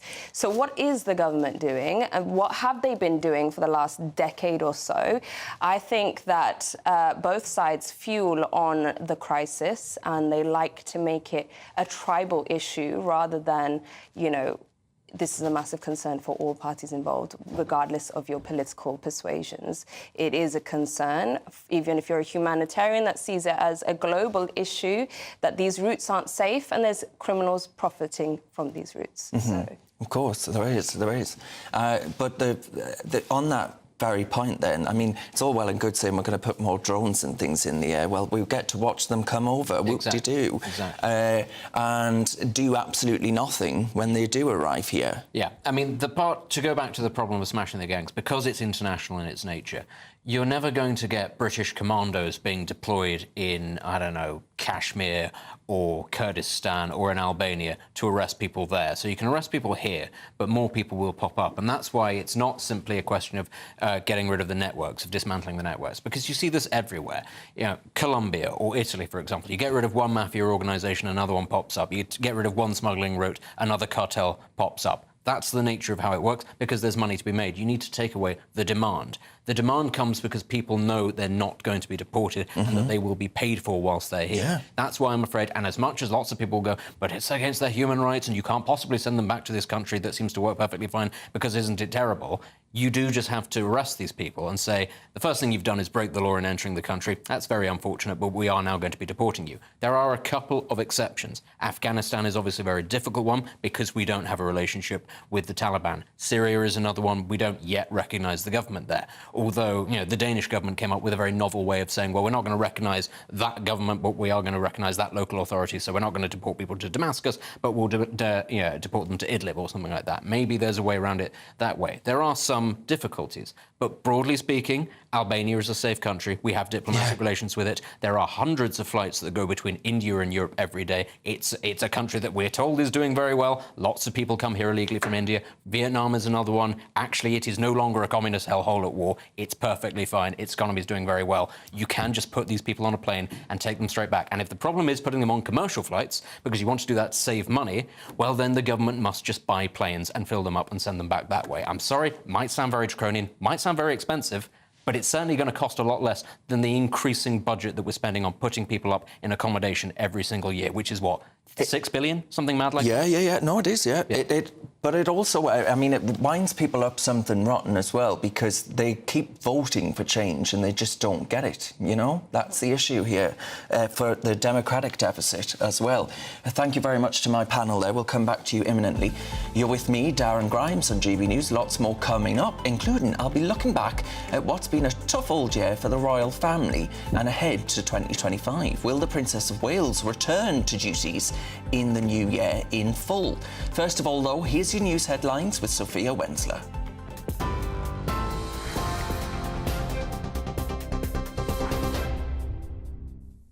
Darren, thank you. These are your headlines at 4:32. Russian President Vladimir Putin has apologised to the president of Azerbaijan for what the Kremlin said was a tragic incident in Russian airspace involving the Azerbaijan Airlines plane that crashed in Kazakhstan on the 25th of December, killing 38 people. It comes after US media reported that America had intelligence indicating Russia may have believed the flight was a drone and engaged its air defences. The plane is thought to have come under fire from Russian air defence systems as it tried to land in Chechnya before being diverted across the Caspian Sea to Kazakhstan, where it crashed. Flights have been cancelled and delayed across the country as heavy fog affects visibility at UK airports, forcing air traffic restrictions. Some areas could see thick patches of fog reduce visibility down to just 100 metres today, according to the Met Office. Gatwick and Manchester, the second and third busiest airports in the country, are among those worst affected by the weather. Earlier, independent travel correspondent Simon Calder told GB News people must check before they travel. In other news, a woman has been charged with murdering a father of 6 on Christmas Day in Staffordshire. Police were called to a report of a man in cardiac arrest in Norton Keynes at about 3:25 a.m. on Wednesday. They said despite medical efforts, he died a short time later. 33-year-old Kirsty Carless has been charged with murdering 31-year-old Lewis Price. And GB News can confirm that 1,300 migrants have now crossed the English Channel since Christmas Day, as hundreds more made the journey today. It comes as the Home Office confirmed 305 arrived yesterday in 5 small boats. 407 made the illegal crossing on Boxing Day and 451 on Christmas Day. They take the total number who've arrived in the UK this year to 36,500. That's a 25% increase on last year's total. And US President-elect Donald Trump has made a last-minute plea to get the Supreme Court to delay an upcoming nationwide TikTok ban while he works on a political resolution. Congress had passed a law earlier this year banning the popular video-sharing app as of January 19th if it is not sold by its Chinese parent company, ByteDance, by then. US officials and lawmakers had accused ByteDance of being linked to the Chinese government, which the firm denies. Those are the latest GB News headlines. Sam Francis will have more for you in half an hour. For the very latest GB News direct to your smartphone, sign up to News Alerts by scanning the QR code or go to gbnews.com/alerts.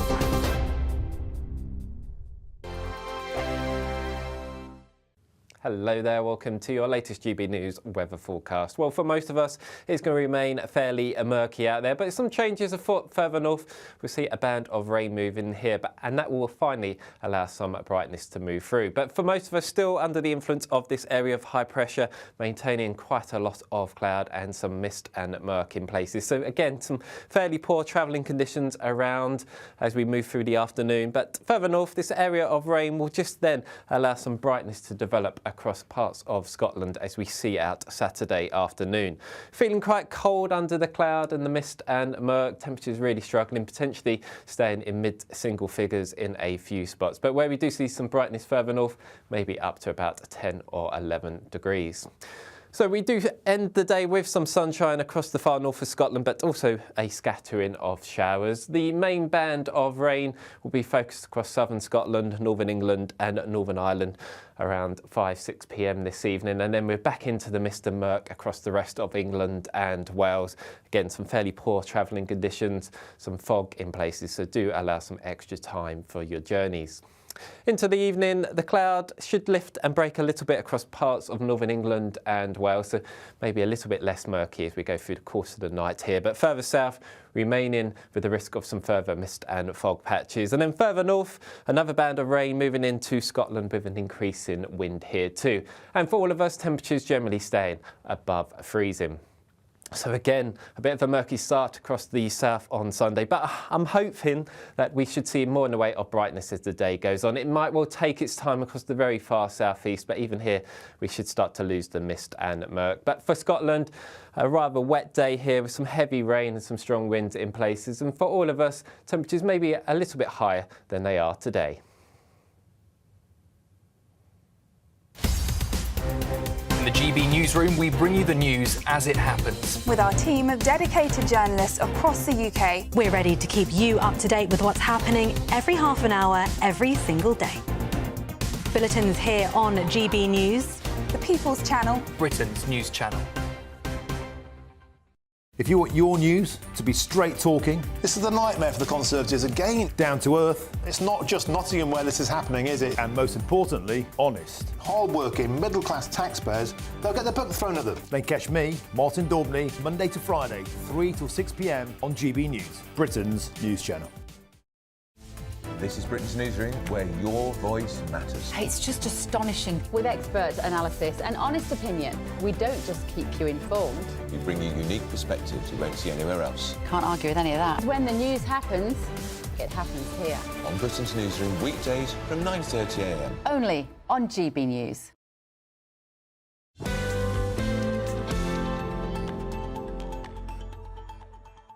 Welcome back to the weekend with me, Darren Grimes. Now, Nana Aquia has joined me in the studio. Nana, what's coming up on your show later on? Well, good afternoon, Darren. Great show. I've been enjoying it. I've been listening. Later on, though, we're going to carry on with the conversation. Kemi Badenoch, Nigel Farage. Should Nigel take legal action if Kemi doesn't apologise? Should she apologise? Or is there any truth in what she's saying? We'll hear your thoughts, your views. We'll have a little debate on that. Also, ex-offender turned good Stephen Gillen will be joining me live in Difficult Conversations to talk about the new prison idea to put more of the overflowing prisoners into open Category D prisons. Is this the right way forward? There was a big discussion about it yesterday. And, of course, loads more still to come as well, as I give you my top 5 hypocrites of 2024. Who do you think will be top of your list? Well, we look forward to that, Nana. You won't hold back, I'm sure. Nana, thank you very much. We'll see you very shortly. Now, my friends, lots of you have been getting in touch. Michael Howard has written in and he says, hi, it's not Lord Howard, I assume. He says it would help if we didn't give these illegals legal aid, paid for by us mugs. So it's definitely not Lord Howard. And Celia says, dear Darren, all my high-paying tax friends are sick of this country. It is doomed if this import of unskilled young males will go down the drain. They are sick, lawless London, especially for their children. There will be less tax take unless these useless males suck all of our tax up. This Britain will be a dystopian, very poor, crime-ridden third world. Drastic measures are needed. And then Carl says he's absolutely disgusted to read of the 1,300 migrants that have crossed the English Channel since Christmas Day. How can Sir Keir Starmer sleep at night is beyond me. Well, that's a very good question, and my chair is sinking. So I'm going to go to our next story now. In March, the Princess of Wales announced she was diagnosed with cancer. And in an update in September, she revealed she had completed a course of preventative chemotherapy treatment. But what's next for Catherine in 2025? Our royal correspondent, Cameron Walker, took a look back over the last year. In January, I underwent major abdominal surgery in London. And at the time, it was thought that my condition was non-cancerous. The surgery was successful. However, tests after the operation found cancer had been present. The Princess of Wales was subjected to months of intense global scrutiny sparked by social media speculation. Following major abdominal surgery, the Princess withdrew from public life to focus on her recovery. Prince William also stood back, balancing time between limited engagements and looking after his family. Soon after, hashtags like "Where is Kate" started to trend, and unfounded conspiracy theories took hold. The BBC reported a Russian disinformation group was partly to blame for the viral sensation, but social media algorithms and influencers based mainly in the United States jumped on the trend. Kensington Palace insisted the princess was recovering and expected to return to public duties after Easter. But on Mothering Sunday, the situation took a dramatic turn. What started off as an innocent photograph of Her Royal Highness and her children ended in frenzy. Royal fans online started to notice alterations in the image, and a number of news agencies eventually issued kill notices asking news organisations to remove the photo from their systems due to inconsistencies. The following day, the princess tweeted, "Like many amateur photographers, I do occasionally experiment with editing. I wanted to express my apologies for any confusion the family photograph we shared yesterday caused." In March, the princess bravely told the nation she was undergoing preventative chemotherapy, timed deliberately to coincide with her children's holidays so they could be protected in the privacy of their Norfolk home. It has been an incredibly tough couple of months for our entire family, but I've had a fantastic medical team who have taken great care of me, for which I'm so grateful. The princess once again removed herself from public life. This time, she was given the space and privacy to recover. The public rejoiced when Catherine chose to attend Trooping the Colour in June and got a standing ovation at Wimbledon. As summer drew to a close, the princess gave an update on her condition. I cannot tell you what a relief it is to have finally completed my chemotherapy treatment. The cancer journey is complex, scary and unpredictable for everyone, especially those closest to you. Throughout the autumn, the princess undertook a couple more public engagements. Next year, royal sources hint the princess may carry out more duties, including international travel. Cameron Walker, GB News. Well, let's see what my panel make of this. The former Labour official Halima Khan and the writer and political commentator Benedict Spence. Halima, are you a Republican? No? Am I a Republican? Yeah. Well, I mean, I don't have we get a lot of opinion. We get a lot of lefties coming in who are always Republicans. You're not, though. You're not. Do you know what? Not fussed. Not fussed. Yeah. I mean, there's obviously my family have been very much supportive of Princess Diana, and you know, in terms of like what the royal family really represent. Their family constructs are very similar to Asian family constructs, where they're tight-knit families. Even when we joke about arranged marriages, the royal families taught us what an arranged marriage is, basically. So, I mean, yeah, I'm not fussed either way. I wouldn't say I'm a Republican or... Benedict, what I would say, on a note of optimism, is that actually, you know, whilst everything else feels like it's going to hell in a handcart, the royal family aren't, which is good. I mean, relatively. Yes. Given the last couple of decades Indeed. they've had, they're going through a relatively sort of placid period. I'm one of those people who doesn't feel particularly strongly about the royals as individuals. I couldn't really care less about Harry or William or whatever their sort of internal spats are. But I do appreciate the institution for what it is, in that it does provide buffers and barriers to what politicians can achieve and therefore what damage they could do. Now, that might be quite a negative outlook to have on the state of our politics, but one only needs to look around to see that it's not actually having a particularly good moment, and we don't seem to be improving upon that.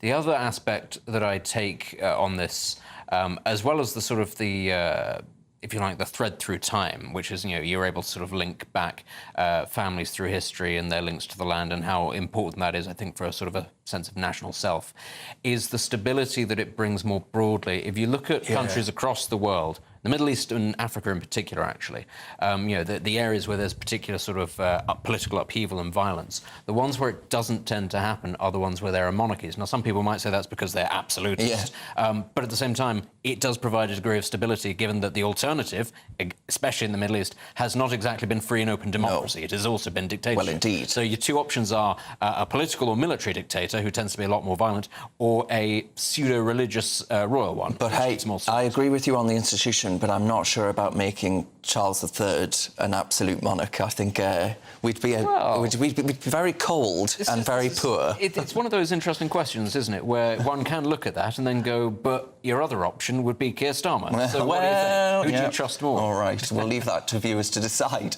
Now, if you're in search for some winter sun, here's the forecast for some of the top European holiday destinations.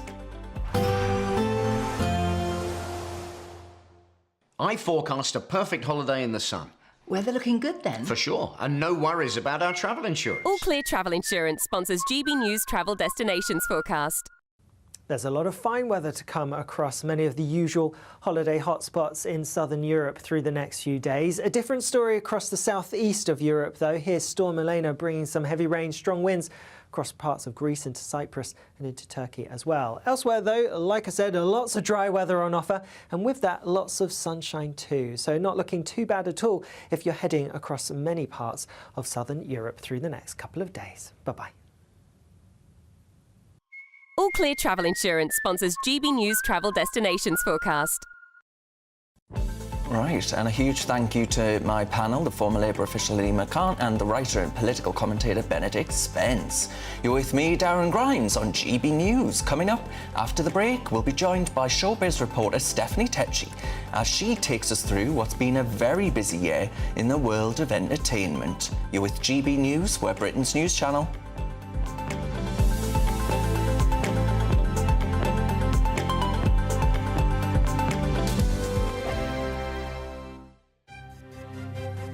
GB News Breakfast. Every day from 6 a.m. Millions are struggling to stay warm with the wet weather, the cost of living and, of course, cuts to fuel payments. Yes, winter is fast approaching, so it's crucial to find cost-effective ways to save on your energy expenses whilst staying reasonably warm. So joining us to provide advice on heating your home, or at least staying warm somehow, is one of the leading voices on lowering energy bills, Nick Miles. And you are very welcome in here this morning. I mean, a lot of people would say, well, in the olden days, you just used to put on an extra jumper. But actually, it's more serious than that, isn't it? What is the best way, the most cost-effective way to keep your home warm?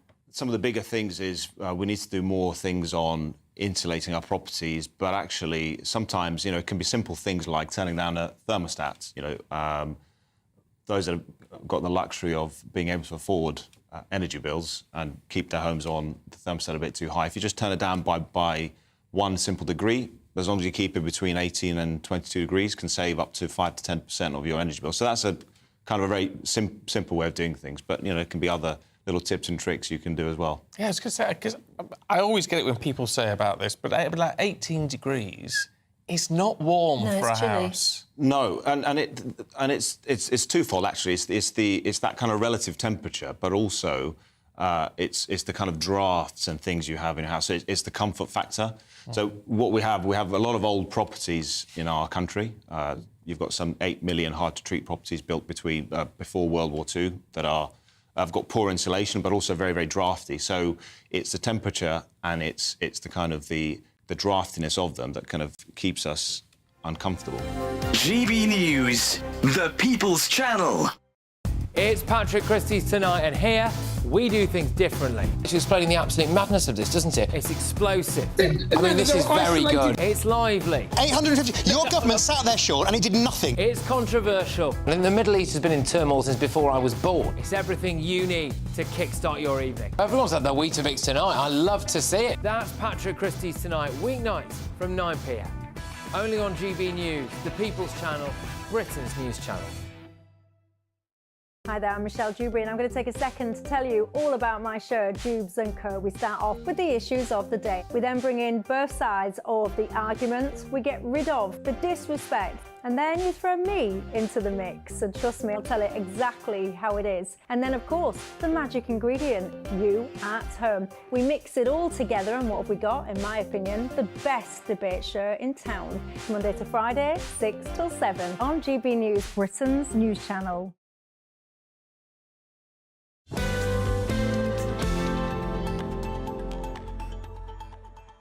Welcome back to the weekend with me, Darren Grimes. Now, what a year it's been. From Liam Payne's death to Colleen Rooney going into the jungle, we've had a busy year of showbiz news. Well, joining me now to discuss is the showbiz journalist Stephanie Tecci. Steph, you've picked out some highlights for us. I have. And for me, we hit the ground running with showbiz from New Year's Day this year when we saw the screening of Mr Bates versus the Post Office. That, for me, was actually me watching one of a drama which is able to put pressure on the government on a real-life issue. Before this hit our screens, I think the public were aware of the Post Office scandal, but actually seeing the human stories behind it, it got the public furious. And I think, you know, even up till this day, there are still sub-postmasters who are still waiting for compensation, but we do have to thank for this drama for putting it into the public periphery. Absolutely, really powerful, and it shows the power of good drama and acting to actually relay emotion to the public. Definitely, if it's used in the right way, we can use art for good things. So definitely that was one of the top successful dramas of the year. One of the sad stories this year, of course, was Liam Payne's tragic passing in October at the age of 31. There's still a lot of answers that need to be provided over his death, which happened in Argentina. But, you know, he was one of the most recognisable faces in pop. And, you know, One Direction with their fans, they've been left devastated over his passing. And it was the first time we've seen all members of that band get together for 9 years. It's the first time in 9 years for his funeral. So definitely that was one of the most saddest tragic and they're stories one of the most showbiz. Successful groups to come out of the country. Since the Beatles. So, you know, it's like, for instance, if one of the members of the Beatles died, it's like this worldwide effect that you really feel. And as you know, 31 is no age to go, and just the circumstances around it was quite sad. So that was definitely a low point for showbiz. Someone who made a very surprising comeback this year was Philip Schofield. Oh. We had thought he had been banished into cancelled era. But no, he made a comeback this year on Castaway on Channel 5. You know, it was the first time he had been on TV in 18 months since that scandal where he finally admitted that he had an affair with a younger colleague. He says it was unwise but not illegal. In this show, he really got to let rip at his former ITV colleagues.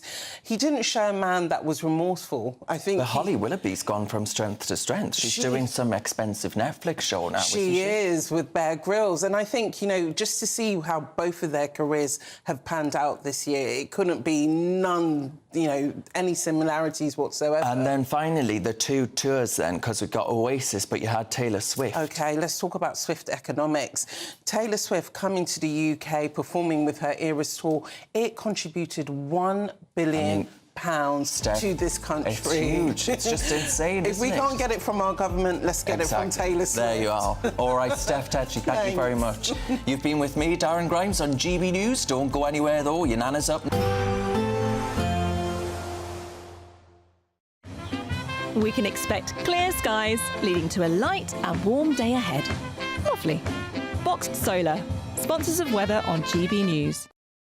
Hello there, welcome to your latest GB News weather forecast. Well, as we look ahead towards the New Year period, it does look like the weather is turning distinctly unsettled, with potentially some wet and windy weather for New Year itself.